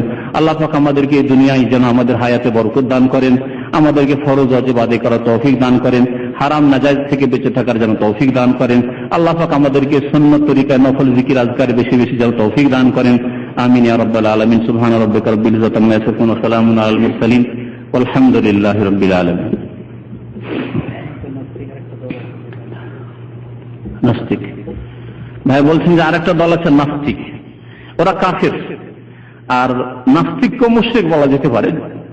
কোরআনে কারিমে নাস্তিকদেরকে সম্বোধন এই জন্য করা হয়নি যে 1400 বছর আগে যখন কোরআনে কারিম নাযিল হয় তখন নাস্তিকদের সংখ্যা না বরাবর ছিলই না বললেই চলে। সুতরাং আর নাস্তিকতা প্রকৃতি বিরোধী মানুষ। যদি বলি এই চশমাটি এমনিতে হয়ে গেছে, বিশ্বাস করবেন? অটোমেটিক হয়ে গেছে, বিশ্বাস করবেন? সাধারণ একটা ছোট ছেলে যদি 10 বছর হয় তারপর বলে এই চশমাটা কোথাও তৈরি হয়েছে, তারপরে কিনে নেওয়া হয়েছে অথবা ফ্রিতে আপনাকে দিয়েছে, তারপর আপনার কাছে এসেছে, তাই না? তাহলে এই বিশাল পৃথিবী, আসমান জমিন, পাহাড় পর্বত, নদী নালা, সাগর মহাসাগর এমনিতে কি করে হয়ে গেছে? শুধু নাস্তিকতা একেবারে চরম প্রকৃতি বিরোধী বিষয়। সেই জন্য নাস্তিকদের কথা আল্লাহ পাক কোরআনে কারিমে তেমন উল্লেখ করেননি আজকে আয়াত ছাড়া, আর সেই জামানায় ছিল না। আর আজকেও আলহামদুলিল্লাহ নাস্তিকতা যেসব দেশে মাথা চাড়া দিয়ে উঠেছিল, যেমন সোভিয়েত ইউনিয়ন, রাশিয়া এবং তার সাথে যেসব দেশগুলি ছিল, চীন, সেসব দেশে ফেল হয়ে গেছে। শুধু নাস্তিকতা এমন এক ভ্রান্ত মতবাদ, সবগুলি ভ্রান্ত, যতগুলি কুফরি রয়েছে, কিন্তু আল্লাহ পাকের সবচেয়ে বড় মার রয়েছে নাস্তিকতার উপর। এই জন্য 70 বছরের বেশি এত বড় শক্তি হওয়ার পরও টিকতে পারল না, ধ্বংস হয়ে গেছে সেই রাশিয়ার বাতিল শক্তি। জি। আর যারা নাস্তিক তারাও এক রকমের মুশরিক। নাস্তিক মনের পূজা করে, নাস্তিক মনের পূজা করে, মানে মনে যেটা বলে সেটাই, একে মনের পূজা বলা হয়েছে। আফারাআইতা মান ইত্তাখাযা ইলাহাহু হাওয়াহু, কোরআনে কারীম আল্লাহ বলেছেন, আচ্ছা তুমি কি দেখেছো ওই ব্যক্তিকে যে নিজের হাওয়া মানে কুপ্রবৃত্তির পূজা করে, কুপ্রবৃত্তিকে এলাহ উপাস্য হিসেবে, মাবুদ হিসেবে ধারণ করেছে। সুতরাং যে নাস্তিক সে মনের পূজা করে, সে মুশরিক। এগুলো মুসলিম ফিরকার মধ্যে ওরা যারা ইসলাম নষ্ট করে বেরিয়ে চলে গেছে, যেমন কাদিয়ানি অথবা আরো যেসব দলগুলি রয়েছে, আপনার বাতিনি, বহু দল রয়েছে যেগুলি ইমান ভঙ্গকারী বিষয়ের উপর একটা যে বক্তব্য আছে তাতে 10টির বেশি ইমান ভঙ্গকারী কারণ, যাতে ইমান নষ্ট হয়ে যায়, ইসলাম ভঙ্গ হয়ে যায়, কোরআনে হাদিসের আলোকে দলিল সব বর্ণনা করা হয়েছে। তাতে পাবেন যে এগুলো মুসলিম ফিরকা ইসলামে এসেছিল আবার বেরিয়ে চলে গেছে। জি, হয় মুশরিক হয়ে গেছে না কাফের হয়ে গেছে। জি ভাই প্রশ্ন করেছেন, আমরা জানি ইসলাম মৃত্যুবরণ করেছে, কিন্তু কেউ কেউ বলে যে মৃত্যুবরণ করেনি, তাদের দলিল হচ্ছে যে রাসূল সাল্লাল্লাহু আলাইহি ওয়াসাল্লাম মেরাজে মুসা আলাইহিস সালামের সাথে এবং নবী রাসূলগণ, শুধু তো নবী যে হায়াত আছেন তা না, তো মুসা আলাইহিস সালাম হায়াত আছে। হ্যাঁ, সমস্ত নবী, আদম আলাইহিস সালামকে দেখলেন, ইউসুফ আলাইহিস সালামকে দেখলেন, আসমান সবাই হায়াত আছে। তাদের হায়াতগুলি হচ্ছে পরলৌকিক হায়াত। এর আগে আমি একবার বর্ণনা করেছি, মানুষের হায়াত হচ্ছে প্রায় 5 রকম বর্ণনা করেছি। মানুষের হায়াত, প্রাণ হচ্ছে, জীবন হচ্ছে 5 রকমের। একটি হচ্ছে মায়ের পেটে একটা ছেলে আছে, আর আজকে ভূমিষ্ঠ হইল, 2 ঘন্টা আগে ভূমিষ্ঠ হলো। ভূমিষ্ঠ হওয়ার আগে যে অবস্থায় ছিল এখন কি সেই অবস্থায় আছে? ওইরকম মায়ের পেটের মতো কোন একটা চামড়ার ইয়েতে ওকে ঢুকিয়ে দেন তো, কতক্ষণ বাঁচে? যেমন রেহেমের ভিতরে ঢুকে আছে, ওই রকম কোন জায়গায় ভিতরে ঢুকিয়ে দেন, শ্বাস প্রশ্বাস বাইরে যেন না নিতে পারে। হ্যাঁ, বুঝবে? তাহলে বোঝা গেল যে মায়ের পেটে তার জীবন আছে, কিন্তু সেটা দুনিয়াতে যে আসলে এই জীবন চাইতে ভিন্ন জীবন। যেরকম জীবন হল, আর একটি জীবন হচ্ছে বারজাখী জীবন, পরলৌকিক জীবন। পরলৌকিক জীবন, বারজাখী জীবন দুনিয়ার জীবনের মতো নয়। বারজাখী জীবন সমস্ত আম্বিয়া রসুলগণের আছে, এমনকি সাধারণ মানুষের আছে। তবে সাধারণ মানুষ চাইতে আম্বিয়া ও রসুলগণের, শহীদদের যে বারজাখী হায়াত, সেটি হচ্ছে শক্তিশালী এবং সম্মানজনক, অত্যন্ত সম্মানজনক অবস্থায় তাদের পরলৌকিক হায়াত রয়েছে। এই জন্য আল্লাহ পাক বলেছেন ওয়ালাকিন লা তাশউরুন। শহীদদের সম্পর্কে আল্লাহ বলেছেন ওয়ালা তাকুলু লিমান ইউকতালু ফি সাবিলিল্লাহ, যারা আল্লাহর রাস্তায় শহীদ হয়েছে তাদেরকে কি বলিও না, মুআতা মৃত বলিও না, বাল আহইয়াউন, বরং তারা বেঁচে রয়েছেন, হায়াতে রয়েছেন। ওয়ালাকিন লা তাশউরুন, তবে তোমরা উপলব্ধি করতে পারেন না। যদি আমাদের মতো জীবন হইতো, আমাদের মতো খাচ্ছেন, বলছেন, সাহায্য করছেন, শুনছেন, দেখছেন, যদি এরকম হইতো, তাহলে আল্লাহ কেন বলবেন ওয়ালাকিন লা তাশউরুন, তোমরা উপলব্ধি করতে পারো না? তাহলে বোঝা গেল যে মৃত্যুর পরে যে জীবনটা রয়েছে সেটা হচ্ছে এমন জীবন, যে জীবনটা পরলৌকিক জীবন, যেটা আমাদের অনুভূতি শক্তির বাইরে, অনুভূতি শক্তির বাইরে। ওয়ালাকিন লা তাশউরুন। তো আম্বিয়া এবং রাসূলগণের পরলৌকিক হায়াত রয়েছে, এটা কেউ অস্বীকার করে না। আর যারা বলে আমাদের মতো বেঁচে রয়েছে, তারা গুমরাহ, পথভ্রষ্ট। কারণ কোরআন তারা অস্বীকার করবে না। আল্লাহ পাক কোরআনের কয়েকটি আয়াত দিয়ে আমার ওয়াফাতে রাসূলের উপর একটা অনেকদিন আগের বক্তব্য আছে, তাতে ওই আয়াতগুলি উল্লেখ করা হয়েছে। আবার এক দুটি আয়াত বলি দিয়ে আপনার সামনে। আল্লাহ পাক সূরা জুমারে কি বলে, ইন্নাকা মাইয়িতুন, হে নবী আপনি, হ্যাঁ হাফেজরা বলেন ইন্নাকা মাইয়িত, এমনি লোক বুঝছেন। ইন্নাকা, ইন্নার অর্থ এখানে ইন্নাকা লা রাসূলুল্লাহ শুনলেন। ইন্নাকা মানে নিশ্চয় আপনি, হে নবী। মাইয়িতুন মানে মাইয়িত, মৃত। তাহলে যদি নবী আমাদের মতো আমাদের মতোই বেঁচে থাকেন, তাহলে আল্লাহ পাক কি করে কোরআনে বলছেন হে নবী আপনি মৃত? কোনটা নেবেন আপনি? বলছেন আল্লাহ ভুল বলেছেন নাকি? হ্যাঁ, যারা বলেছেন নবীকে, যারা বলছেন নবী ইন্তেকাল করেছে, তারা ওয়াহাবি। তাহলে কোরআন তো হবে, কোরআন ওয়াহাবি শিক্ষা দিয়েছে। ইন্নাকা মাইয়িতুন, হে নবী আপনি মৃত, মাইয়িত। ওয়া ইন্নাহুম মাইয়িতুন, আর ওরাও মারা যাবে। সুম্মা ইন্নাকুম ইয়াওমাল কিয়ামাতি ইনদা রাব্বিকুম তাখতাসিমুন। আর আয়াত আল্লাহ পাক কোরআনে কারীমে বলছেন ওয়া মা জাআলনা লিবাশারিন মিন ক্বাবলিকাল খুলদা, হে নবী, সূরা আম্বিয়া, কোন মানুষের জন্য পৃথিবীতে স্থায়িত্ব আমি রাখিনি, যে স্থায়ীভাবে থাকবে আপনার পূর্বে। আফাই মিথ্যা, আপনি যদি মারা যান, মিথ্যা মাতা ইয়ামাতো থেকে, সামিয়াসমাও থেকে মিথ্যা, আফাই মিথ্যা, আপনি যদি মারা যান, ফাহুমুল খালিদুন, তারা চিরকাল থাকবে। তাহলে বোঝা গেল যে নবী সাল্লাল্লাহু আলাইহি ওয়াসাল্লাম মৃত্যুবরণ করেছেন, যে আল্লাহ বলেছেন আফাই মিথ্যা, আপনি যদি মারা যান। তৃতীয় আয়াতে, যে আয়াত আবু বকর সিদ্দিক রাদিয়াল্লাহু তাআলা নবী সাল্লাল্লাহু আলাইহি ওয়াসাল্লাম ইন্তেকালের পরে এসে পড়েছিলেন মসজিদ নববীতে, যখন হযরত ওমর রাদিয়াল্লাহু তাআলা পাগল হয়ে গিয়েছিলেন আর বুলবক ছিলেন। হ্যাঁ, কি বলেছিলেন আয়াত? হ্যাঁ, ওমা মুহাম্মাদুন ইল্লা রাসূল কাদ খালাত মিন ক্বাবলিহি রাসূল আফাইম মাতা। সুতরাং তিনি যদি মারা যান, মাতা ইয়ামুতু মানে মারা যান কিনা, আও কোতেলা, তাহলে নবী সাল্লাল্লাহু আলাইহি ওয়াসাল্লাম ইন্তেকাল করেছেন। কোরআনে স্পষ্ট করছে, বহু হাদিস রয়েছে। নবী সাল্লাল্লাহু আলাইহি ওয়াসাল্লাম সম্পর্কে মা আয়েশাকে বলছেন, কোথায় মারা গেছেন তিনি কি বলেছেন? মাতা রাসূলুল্লাহ সাল্লাল্লাহু আলাইহি ওয়াসাল্লাম বাইনা হাতিনাতি ওয়া যাকিনাতি, আমি এইভাবে ধরেছিলাম রাসূলুল্লাহ সাল্লাল্লাহু আলাইহি ওয়াসাল্লামকে, আমার থুতনি আর আমার এই যে বক্ষ, এর মাঝখানে রাসূলুল্লাহ সাল্লাল্লাহু আলাইহি ওয়াসাল্লাম ইন্তেকাল হয়েছে। মাতা শব্দ ব্যবহার করেছেন কে? মা আয়েশা রাদিয়াল্লাহু তাআলা। তিনি হক পথে ছিলেন না, তিনিও ভুল করেছেন।